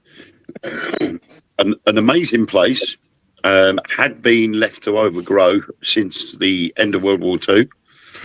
And we were walking around the location, gun emplacements, observation towers. And we were up at the highest point and we spotted 6 individual thunderstorms. But we thought they were all going in one direction. But over the course of 2 hours, we discovered they weren't. They were all heading straight towards us from all different directions. Is that the place I went to? The Beacon Hill Fort in Harwich. Yeah. Brilliant. I love because I'm very naughty. I am, Wayne. I tend to go out with groups, but then I drift off on my own. And yes, you do, don't you, Bill? I know. And I went into the tunnels, and that was like, but we had a fascinating place. Fascinating. Yeah.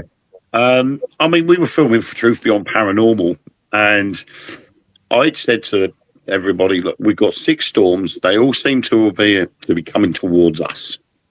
We've got to be careful because along with those storms is lightning and heavy rain. And as the time progressed, the storms got closer and closer still. Then it started to rain. So we said, right, the tunnels are out of bounds because they could flood. And we'll get wet anyway, so we'll rule them out. The rain then got too heavy. All 6 thunderstorms had turned into one big thunderstorm and was all coming down on us. So I said, right, in interest of health and safety, I'm pulling the plug. We're going to go. We'll have to come back another time. So we got all the equipment. We packed it all in the car. We got to the gate, and one of the producers went out to unlock the gate so we could get through. Just as the gate was locked behind me and he got in the car, a bolt of lightning came down right in front of the car. Wow. It was literally inches away from the front of the bonnet. And I went, Oh, I'm glad I've called it quits here tonight. Yeah. And drove off. Now, this has then set the question off between all of us within the team. What if we had have stayed? With that bolt of lightning and those thunderstorms surrounding us like that, would the amount of energy been sufficient enough to kickstart all that activity? Yeah. But the question has been that, and ever since we've been back, there's been activity every time we've been there, in one form or another. I must admit that when I was down the tunnels, I did pick up on I got on I got on thermal. I got a figure because there was a lovely lady that I interviewed at the time, that redhead lady, that young lady. Chloe, yes. Yeah, Chloe. Yeah, I interviewed her. And I got the videos on my library. And she said to me, she said, I think it was, I'm sure it was her. She said, you going down the tunnels, Phil? I was like, yeah, I'm actually, yeah, it's all right. Can I come with you? And I said, yeah, sure you can. And I was down there, and I know she was behind me. And I was like with the thermal, and I saw a figure, I caught it, running through the tunnel their way. Actually running, this bigger, proper figure running through a tunnel. Well, them tunnels are very active. Probably the most active area is the main one where we have the normal hub room. While we were there filming, that same person, Chloe, she had got various feelings. Her pulse started racing. She started feeling hot. She was short of breath. And I said, right, we're going to have to bring you out of this area now, because whatever it is you're feeling, you can't be down here. So we pulled her out. We took her back to the hub room, and she sat down for a little while. Her pulse rate came down. She started feeling a lot better. The heat had gone. So we went back in again. And within seconds of walking back in the place, she started feeling hot again, short of breath. Her pulse started racing. So we said, no, that's it. We're stopping now. You're coming out altogether. You're not coming back in. When we'd finished filming, we all packed up. We got in the car. And on the way home, she started looking on her phone for any information that could be related to that location. And she found that there was a young guy. I think he worked in a Chinese restaurant or somewhere of them means. He had left his flat with a bottle of white spirits and disappeared, and no one knew where he'd gone. Only after a while, some children were playing in that particular area and thought they'd come across a mannequin dummy. And they were playing about with this mannequin dummy until they chopped one of the legs off, and they discovered it wasn't a mannequin dummy. Heard of that before too. So the police got called. The police came along and discovered, yes, it was a real human body, charred remains, and they discovered that it was this guy that went missing. And he'd left his flat with a bottle of white spirits, and they were claiming that what had happened was he went to make a fire, and he used the white spirit to use as an accelerant for the fire. and it went on him, and he caught fire himself. So all the feelings that Chloe was getting were the feelings that he was getting as he was going. Wow. It passed over to her twice on a trot, and she said, "You know, I don't feel sure I could go back down in that room again." Yeah. And it, and it's finding that information out. So I never like finding out any information about a location before I get there. I always like to do the research afterwards and compare it to the notes that we've got. So in that way, it makes it more credential. It's more evidence then. If you just turn around and go, "Oh, well, there was a guy that killed himself down there," and you tell everybody else, power of suggestion takes over, and everybody else is going to go, "Oh, I feel really hot down here, like that bloke that burnt to death here." Yeah. So it's weird how energy can shift like that. Yeah. Oh, yeah. It'd be manipulated in certain ways to have a physical feeling to something that's related to whatever the burning up and whatnot. So wow. Yeah. That's interesting. So excuse me. Going back, one thing that's been bugging me for a little while has been Sin mentioned about the dolls and about tulpas, which is a valid fact why dolls could be haunted and have the essence of a person. Now, have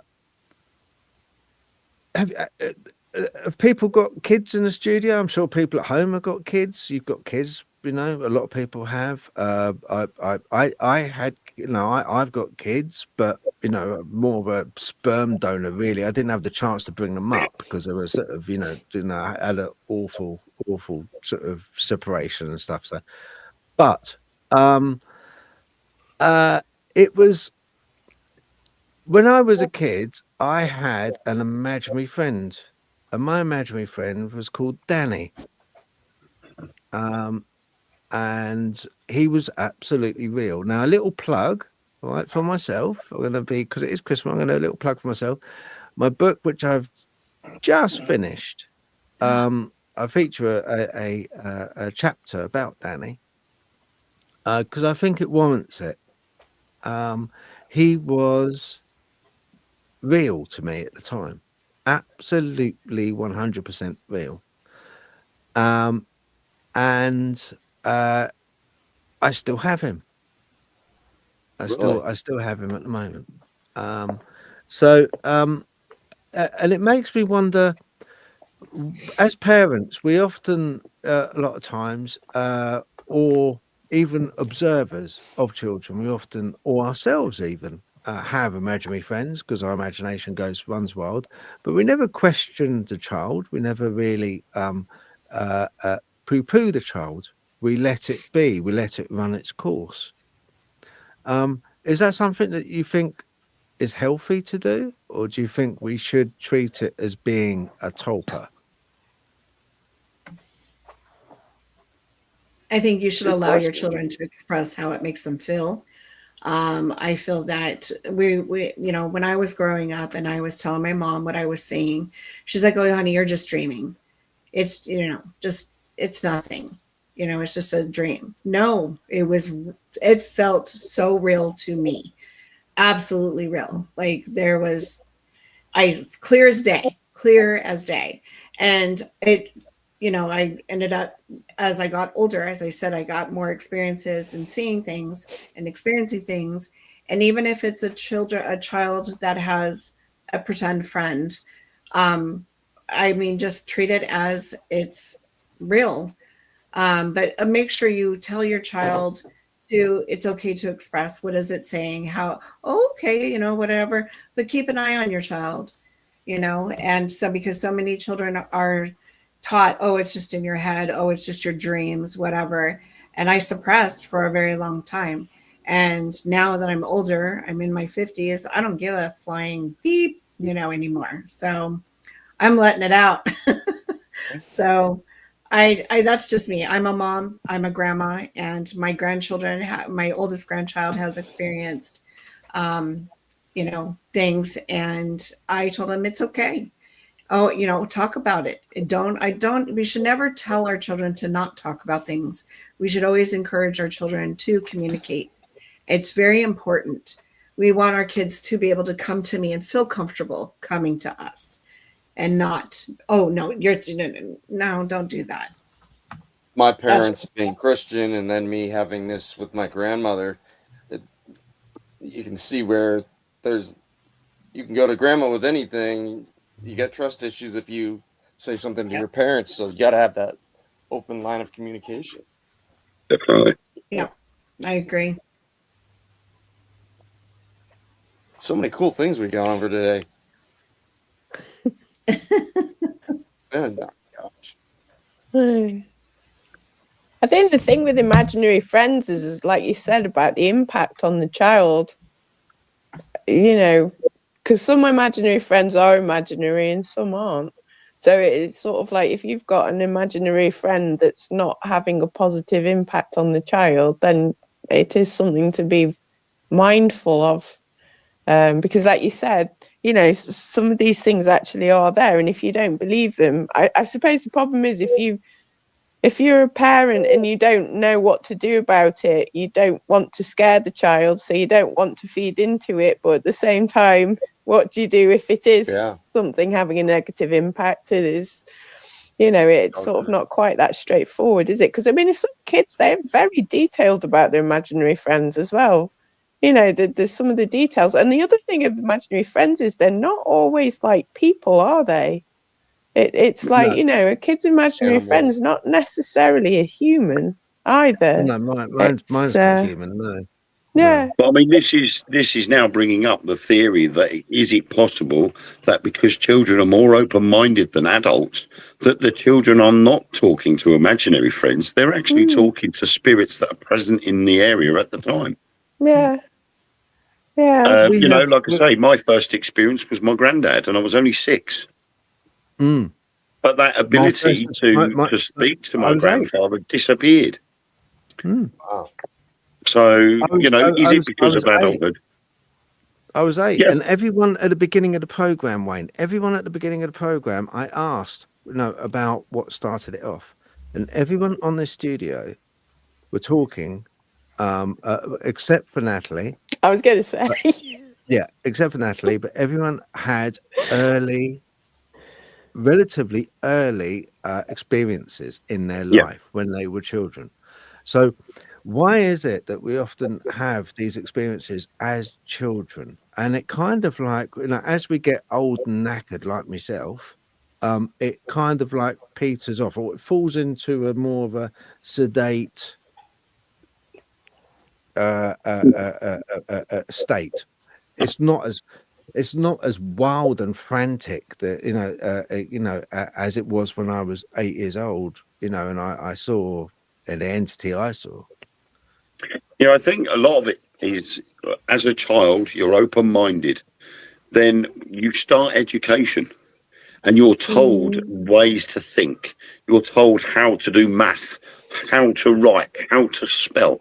You're guided in one direction, and all of these original thoughts that you would have had, like your imaginary friends or spirits, tend to be pushed out.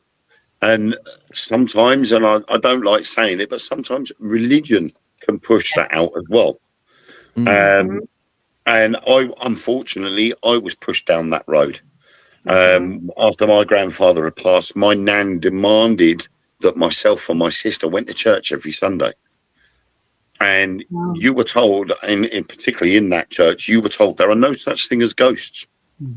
And I got into trouble at school because we did a book project. And except the Holy Ghost. I was left with the Bible. And the teachers turned around and said, go and pick another book from the library. And I thought, no, I'm going to call your bluff. I'm going to do my reading of this, and I'm going to write my essay afterwards. And I did. During the Easter holidays, I read the Bible from beginning to end, and I wrote a 15-page essay on my opinion of the Bible and what it's all about. And I got suspended from school. Really? Because the headmaster was very Christian indeed, devout Christian, almost, I would have said Roman Catholic devout. And he didn't like the fact that I didn't believe in Adam and Eve. I believe that the Garden of Eden did exist, but not where the Bible says it was. Why isn't there a mention of dinosaurs? There's not enough water on the earth to flood everywhere. And if so, where did Noah get all these animals that only live on certain continents on an ark that was the size of a normal cruise ship? You know, all these things as a 10-year-old did not make sense to me. That's impressive. You read the Bible. That's finished over the Easter holidays. My grand 2 years to read the damn thing, and I only finished it like 3 months ago. It was a slog. It was a slog. How did you do it? Right, I have autism, and I can read a book very quickly, and I can soak up the information like a sponge. Yeah. And my granddad taught me to read and write when I was 4 years old. Nice. And this was before he passed. And I didn't do anything during the Easter holidays. All I did was read the book. No. I love reading. And so, of course, I got into trouble because of this. My mother got called into the school where he told her off. Why have you taught him this way of thinking? And she turned around and said, that's not my way of thinking. That's his way of thinking. And that's his beliefs. You should not be suspending him from school because he doesn't believe what that book teaches you. Right. And so, of course, when it still reverberates through me today when people turn around and say, I don't believe in ghosts. My answer to that is, but do you believe in God? And when they say yes, I go, hypocrisy. Straight away, because 365 times in the Bible, Old and New Testament, it is mentioned either the Holy Ghost, the enlightened ones, Holy Spirit, or Spirit, or Ghost. Yeah. Well, Jesus was construed as a ghost, you know. Yeah. So I got into trouble. 26. Wayne, Sorry, Matthew 14:26. The Jews called spirits Shido. And when Jesus was walking on water, they perceived him as being a ghost. And in the Bible, it said that Jesus said to them, I'm not a ghost. Touch my feet, touch my hands. Matthew 14:26. You know, because it's just a perception of at that time, you know. So, of course, but that caused a lot of trouble, and I got suspended for 3 days for it. And my mum, they were like, oh, he's got to stay in, don't let him do this, don't let him do that. And my mum turned around and said, no, he can do what he likes. You're the one that suspended him for his opinion. Yeah. And that was it. And so I've kept that. But when you look at that and you go, right, well, okay, so a lot of outside factors and religion stop that open-mindedness. And then when you get older, depending on how your course of life goes, and for most of us, we're all looking at the paranormal or the spiritual side of things, our minds have become more open again. Mm-hmm. And so we're able to bring back the ability that we had as children. Mm-hmm. And then when we get older and it comes to that time when our physical's ready to go, we're more accepting of what's coming because we understand it a bit more. Yes. Like we say with the question, what happens after the physical? We're more at ease because we feel that our energy that makes our physical is going to move on to something else. Well, so I'm going to come back and I'm going to haunt people. That's what I'm doing. That's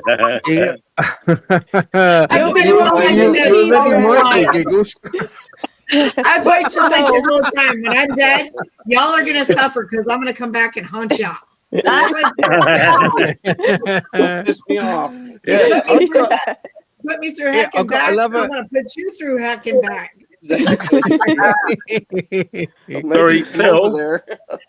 Yeah. Phil, I need to come off now because I've got to take my mother-in-law home. Yes, of course, mate. No, don't fall foul of mother-in-law. For goodness sake. Oh no, Wayne, thank you very much for coming on, mate. Wayne, I appreciate great it. speaking to you. You're welcome. Nice It's been meeting you, a Wayne. very, very great chat tonight. Yeah, and I've I need to enjoyed it. go I've as enjoyed well. it. Thank you. I need to get All right. myself ready for the week and make dinner because I go to bed very, very early now because I get up so early for work.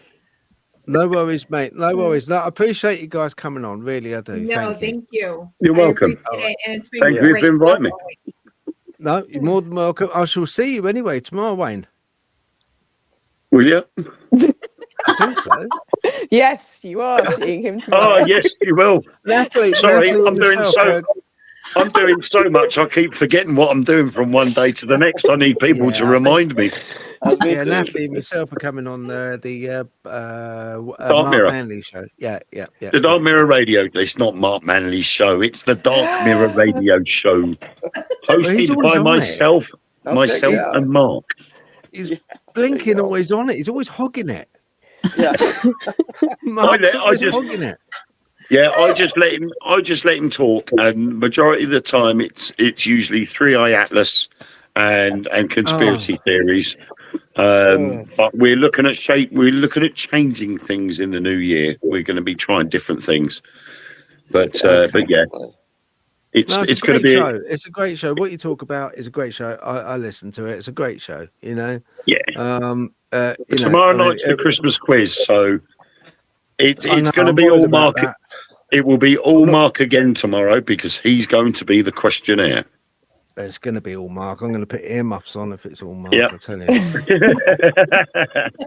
He's the quiz master tomorrow, so that's down to him. I'm just one of the contestants with everybody else. Blimey, Riley. Yeah. See, I have a problem with quizzes. It's the answers I don't get.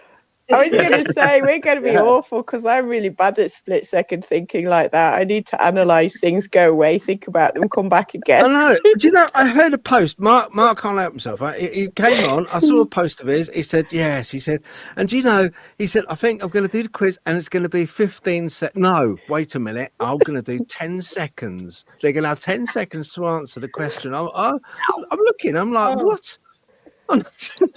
Yeah, because so you don't get a chance to Google it. Yeah, that's right. Yeah, that's it. Yeah, blimey, Natalie. Yeah, it will be. I'm sort of part of me wonders whether he's going to ask what colour socks is he wearing. I have no idea. It's like I have no pop culture knowledge at all or anything like that. No. It's like Mary said she's no good at quizzes either. So there's who is sorry? Have a wonderful evening. All right, take care, Cindy. I appreciate it. All right, Merry Christmas. Bye. Merry Christmas. Merry Christmas. Merry Christmas. All right, bye, everybody. Have a Merry Christmas and a great New Year. Okay. See you tomorrow. Merry Christmas. Phil and Natalie, see you tomorrow. See you. Indeed. See you later. Bye. Okay, cool. All right, it's us. It was just it's the us. 4 of us. I just got one little question. Being with children, okay, children see a lot more of this stuff going on.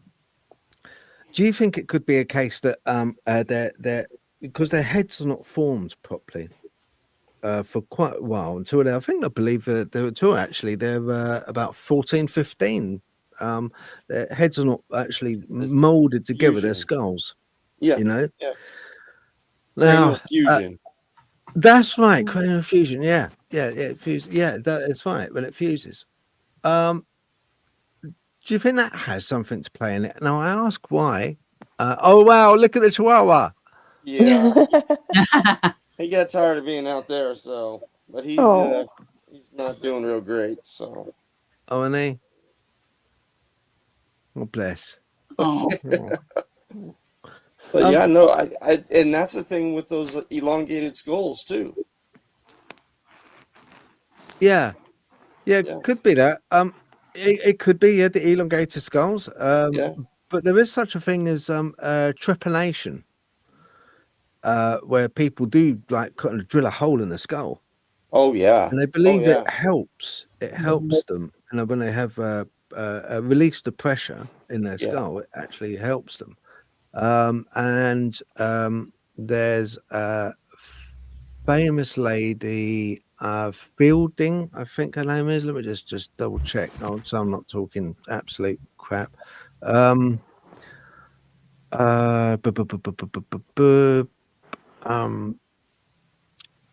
Yeah, trepanation, archaeological evidence dating back for at least 7,000 to 10,000 years of people performing this.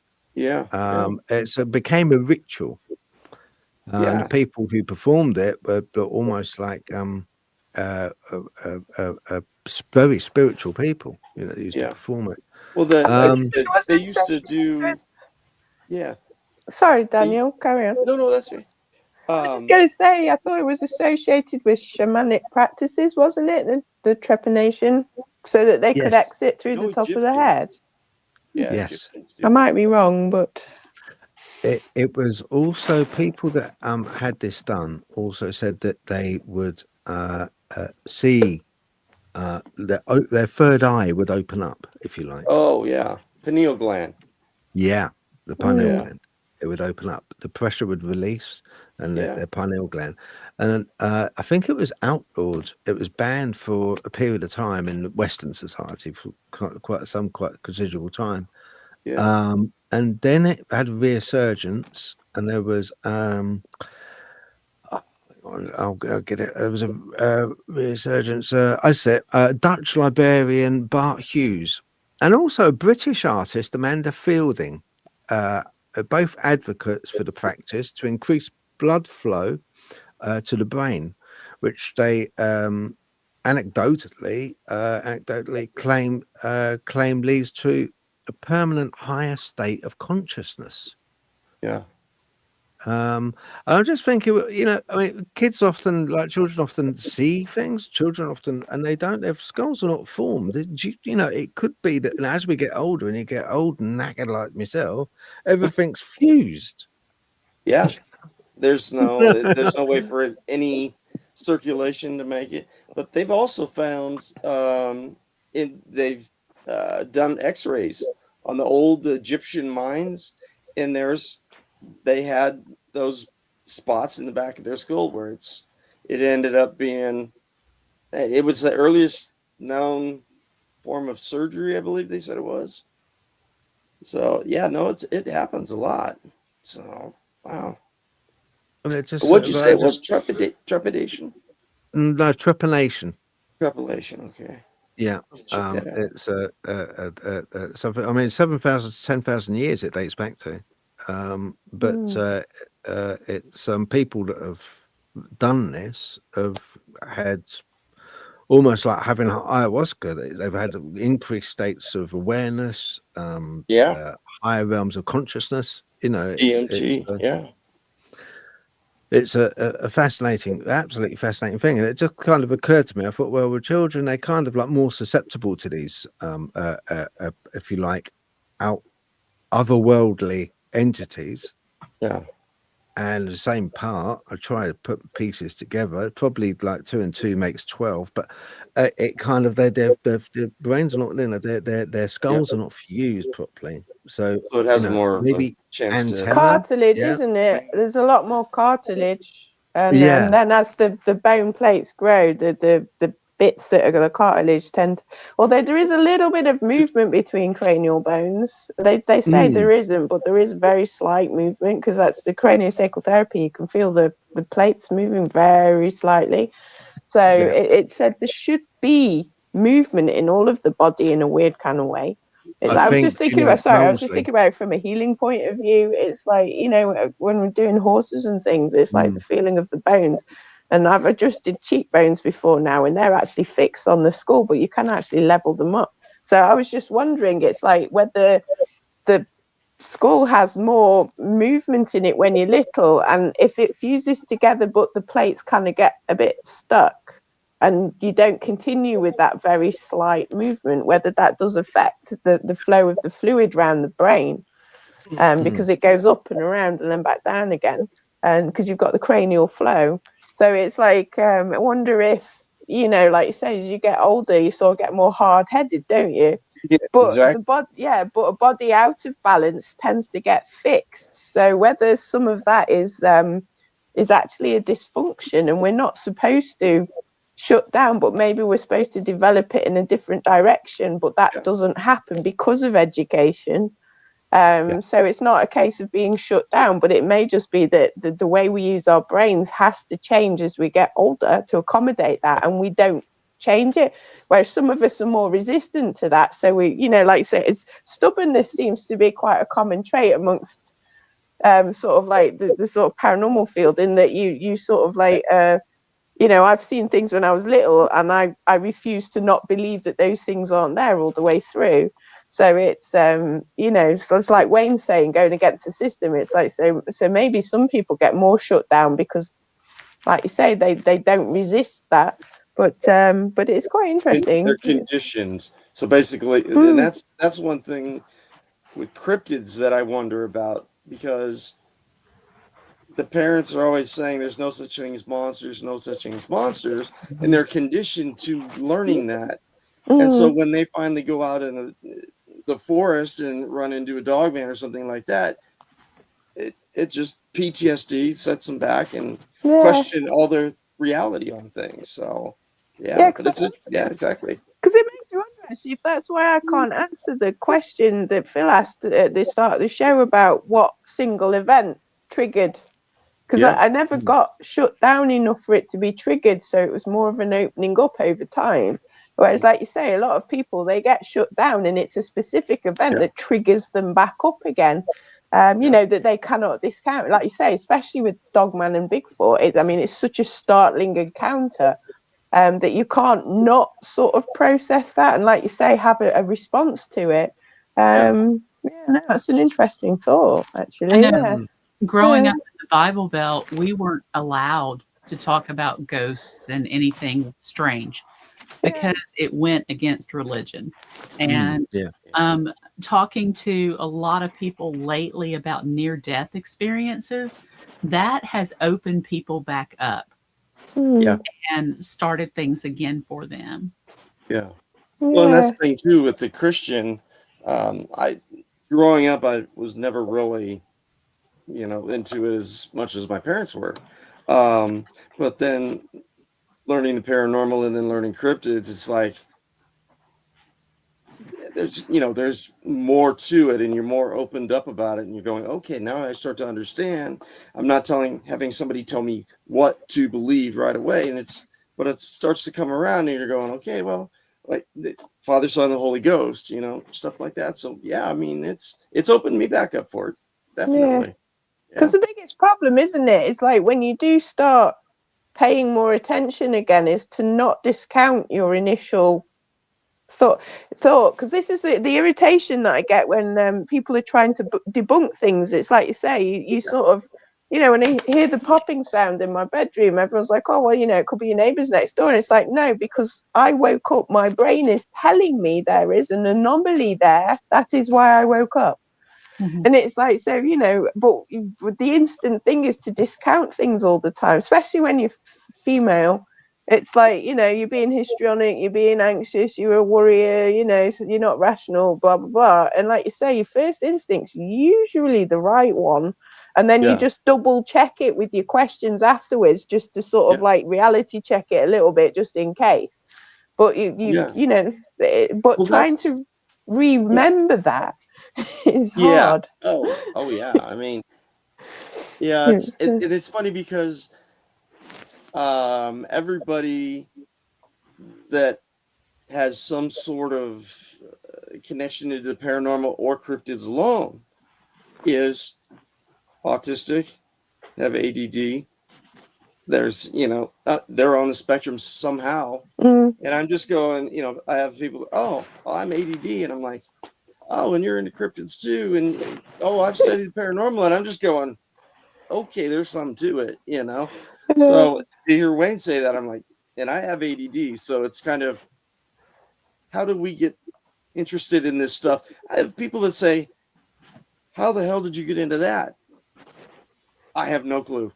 It's just one of those things, you know, it pulls you in for some reason. But you're right. I think neurodivergents, they're more inclined towards telepathy. without realizing it, because it's like I was thinking about, when Phil earlier was saying about the voices outside, and my brain was like, well, most of my experience is actually internal, but my brain's bigger than my physical space, so all my reality is in a specific level of being, so the physical world doesn't register to me quite the same way, so I'm immersed in that, so to me it's not separate. Whereas like a lot of people, they have the 3D and then the other stuff, and then to them it's sort of separate. Whereas to me, it's just is there. It's part of me, and it interacts with me. But I do tend to find out within the neurodivergence that they're either really spot on with intuition, or like you say with autism, and a lot of it's pattern recognition as well.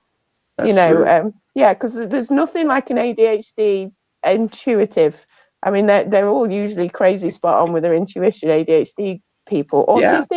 Autistic, I think it's more pattern recognition, and there's sort of like more telepathy type thing. I'm not 100% sure, but I think you're right, especially with the cryptids. Actually, I wonder if a lot of that is. Do you find that with the cryptids, there's a lot more neurodivergent people? Definitely. In fact, just from people on podcasts alone saying, "Well, I was brought into this and I have ADD," and I'm just going, okay, there's another one, but it's both of them, and then spending 40 years in the paranormal, and then another, I think I'm at 18 for cryptids. It was just kind of, you start to see everybody who has all these neurodivergent, tendencies, stuff like that. So no, it's interesting. It's really interesting.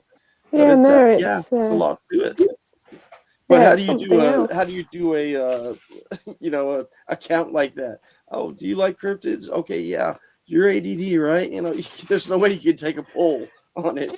That's my current test. Is like I found out a couple of years, 18 months now, that I was more than likely autistic. Oh, really? And literally everybody that is my friend is either autistic, ADHD, or ADHD, without exception. It's like the only people I can get on with that sort of see me or are attracted to me to talk to, or think that I'm I'm a nice person worth knowing. They're all neurodivergent, and when I think about it, it's kind of weird because it's not supposed to be more than about 2% of the population or something. And I'm like, well, how come all of my friends are like that? And like you say with the paranormal thing, I mean, most of my neurodivergent friends aren't into the paranormal, to be fair. So it's like I can't really say for sure about that one, but we do seem to interview an awful lot of people that are autistic or ADHD. And I'm like, all the ones that I pick out seem to have these traits without me even realizing. And then halfway through the conversation, they'll go, "Oh yeah, I'm ADHD," and I'm like, "Oh god, not another one." Yeah, here we go. So I might have guessed. Bill, you said you were ADHD. Sin, can I ask you something? Yeah, Sin, how many have you come across in the paranormal field? How many people have you come across which have suffered from PTSD from seeing a ghost? Mine's from something different, but PTSD. Yeah, I can't think of anyone off the top of my head. Yeah. Do you think that's more likely a cryptid phenomenon than a paranormal one, the PTSD? So. Aftermath. Yeah. I don't know if it's, like we were talking about yesterday, where if you see a cryptid and all of a sudden you start seeing UFOs and orbs and all this other stuff. So it's kind of that trust issue that we were talking about. I wonder if has something to do with, I don't know, the universe, or how people see it, or the home life they were brought up in, or if they were, some sort of traumatic incident as a child or whatnot. But there is definitely something to it. So, but you can't put your finger on it. You just know, you're going, okay, why are they like that? Okay, well, why am I like that? And then there's really no way to take a poll on it, elect a certain theory for it. But no, it also too, definitely with cryptids. Yeah. See, in my experience, I've often found that PTSD is something which is reserved mostly for people that have witnessed some kind of like cryptid activity. Yeah. In the paranormal realms, you will witness a ghost, you will witness a supernatural event, which is, or paranormal, let's say, not supernatural, paranormal event, and attribute it to a ghost or an entity of some sort, or an orb or something like that. But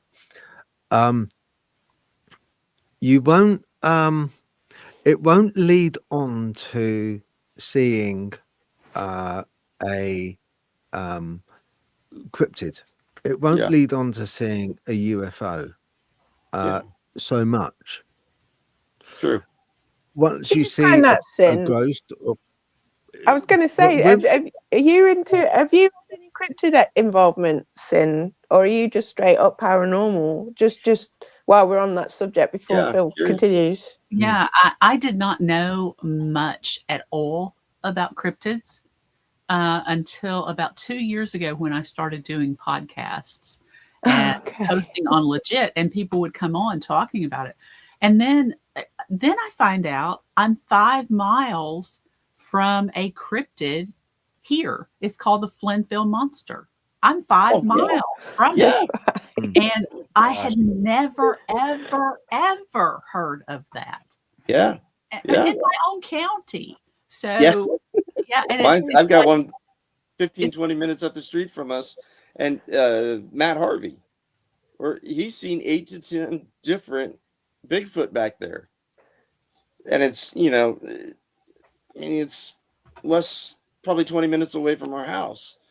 And even then, I didn't know about the cryptids were even that close. I was driving all the way out to Mammoth, which is like a 7-hour drive. I would use my vacation time, and then it would cost all this money in gas.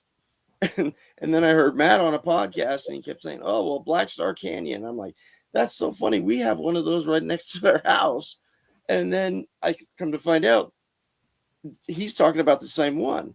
And I'm going, I'm driving 7 hours up there, 7 hours back, spend this much money, vacation, and they're 10, 15 minutes up the street from me.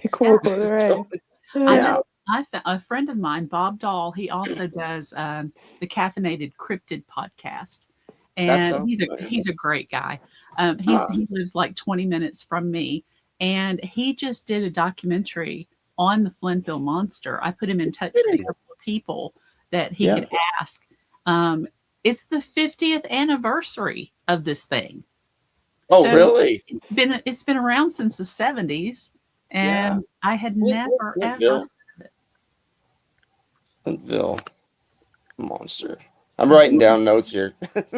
My memory's not so great. Okay, listen, guys, I'm gonna have to. It's coming up to 3 hours. Okay. I'm gonna say Merry Christmas to you all. Merry Christmas. You too. All right. Appreciate it.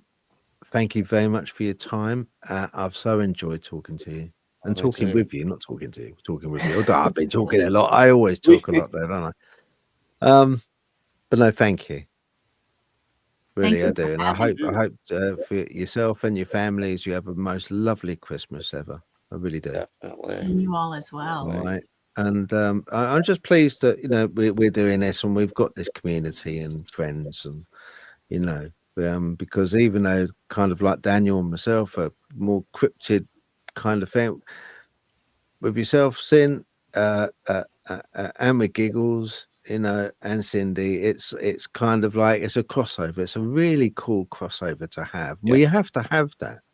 Because so many groups that we see are very blinkered and closed and shut off. And if you even mention anything, cryptid on a ghost page, they're like, "What? No, you're on the wrong page. Go on, get out." Yeah, and that's why I made so many groups. I think that's the wrong thing to do. I think that's the wrong thing to do. Yeah, I think what we're dealing with has one single origin. Yeah, I honestly do. Crossed over. I think they're all connected somehow. Yeah, definitely. Yeah. Crazy. And the thread of truth is there to be seen. It's just we're not ready to see it yet. I'm sure. Right. Yeah. You know. Right. But we'll still keep hacking away, I guess, until we get there. You know, maybe with Spielberg and this day of disclosure, maybe that will cough up something. You know, he knows stuff. Spielberg does. He knows stuff. Well, I'm sure. How many people have come up to him and said, "Oh, by the way, you know, I've seen this too," and all these different things. I'm sure he's got a list a mile long of people that have brought, you know, these certain encounters and stuff to him, and he's just probably thinking, "Oh, okay." Well, actually, you know what? He is ADD too.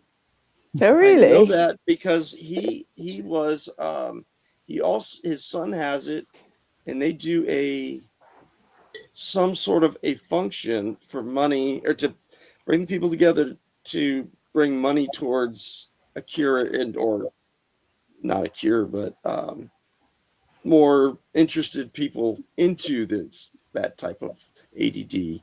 So that's funny. God. So anyways, I'm done. All right. Guys, thank you very much indeed. I do appreciate it. Daniel, thank you. Do you want to give a shout out for your group? Oh, Cryptid Wranglers. Okay. It's got it to the point where I don't remember all 5 of the groups now. So, so busy. Links are in the description. Okay, for everyone. Yeah. Links will be in the description. Cindy, you want to give a shout out for any group? You've got founder of Elk Valley Paranormal. Yeah. Hello to my Elk Valley Paranormal followers, and you guys go to Amazon and check out my books. Oh yeah, for sure. Definitely. Yeah, I will put a link on for that as well. Okay. Thank you. All right, no worries. Right, guys, thank you very much and appreciate it. Yeah, thank you. Okay. Nat, what do you think? Cool show. No, it was great fun. I brought snacks with me this time as well, but it's only run to 3 hours instead of 4 hours. I've got my twirl ready just in case. You had snacks, did you? Yeah. I'm going to be prepared, and then it won't go because, like, on Friday I was starving. I was dehydrated. Last time I dehydrated, so I made sure I done 2 cups. Yeah. I don't, I thought if I bring snacks, I won't need them. So. Yeah, I was dehydrating so badly. I was like, I had a tongue like a flip flop. Yeah, no, it was impressive. I said to my friend today, I said, anybody that says that men don't talk as much as women have never met cryptid guys.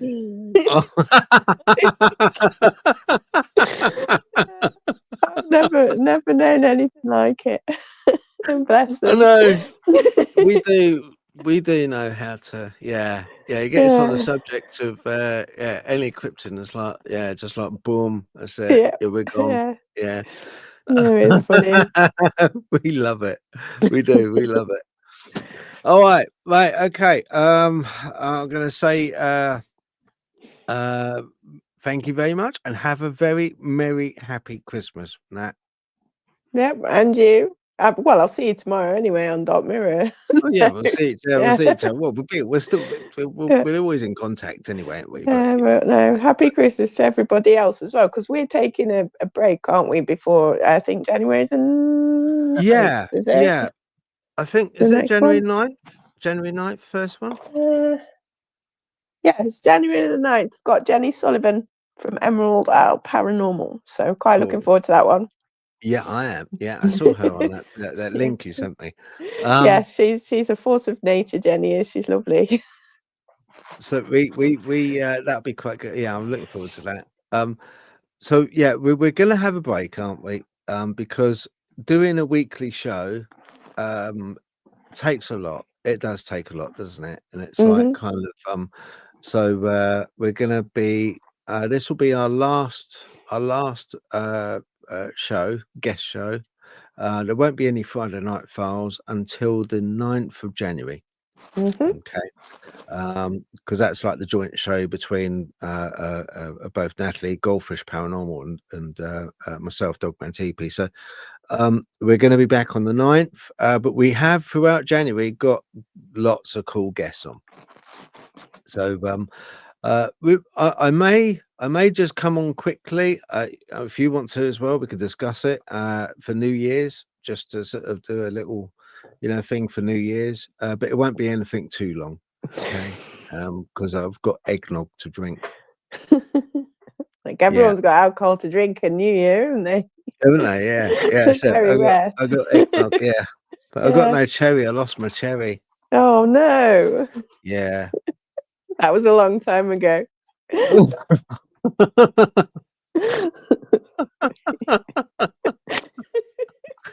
Yeah, I'll tell you, it's the backbone of British humour, isn't it? It really is. Innuendo. I couldn't help it. I think I'm overtired today.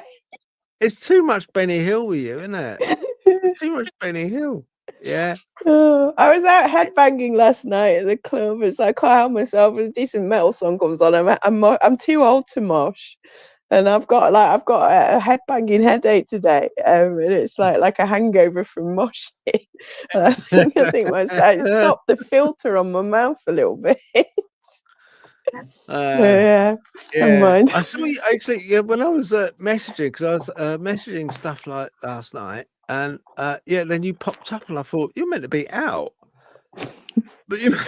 Yeah, I did actually. I don't normally take my phone with me to the club, but I wasn't sure how long my friend would be out for, so I thought I was standing on my own. Sometimes I just check my phone if I'm not dancing. So I did actually have a period of time where they was playing some metal that was a little bit too fast for me, so I thought I'll just check my phone while I'm here. So yeah.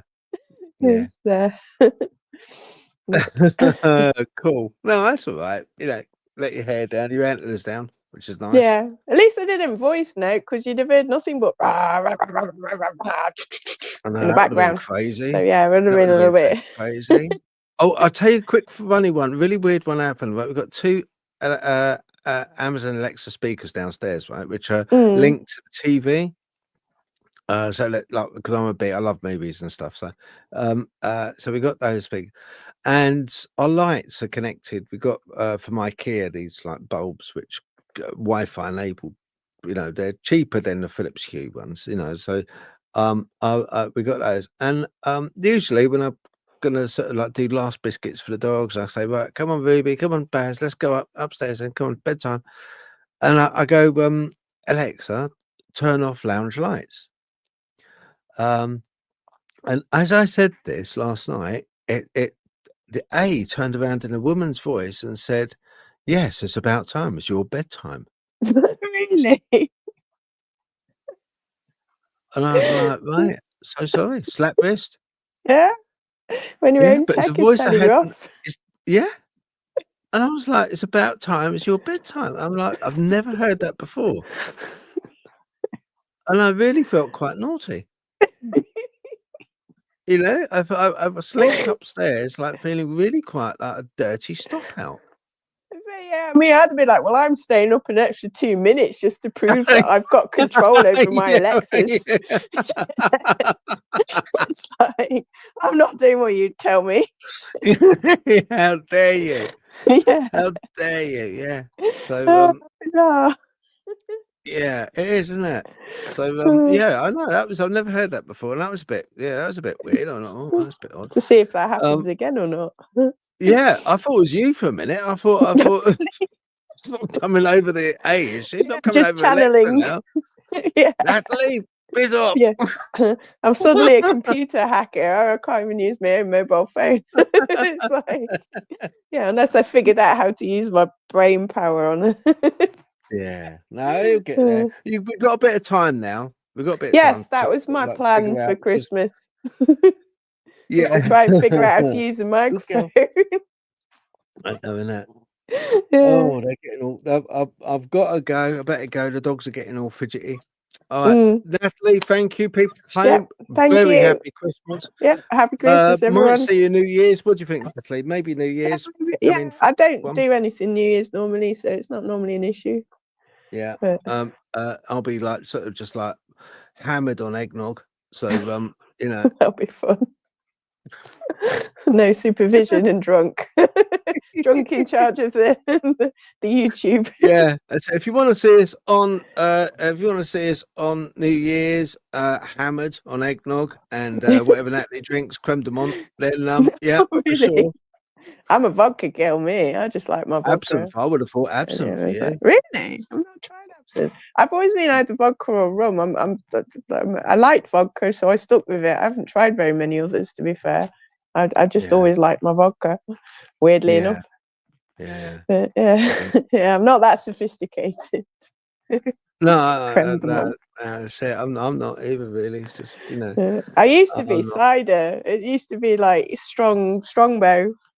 Yeah, you look like a cider drinker. I like the dry cider. I don't like the sweet stuff.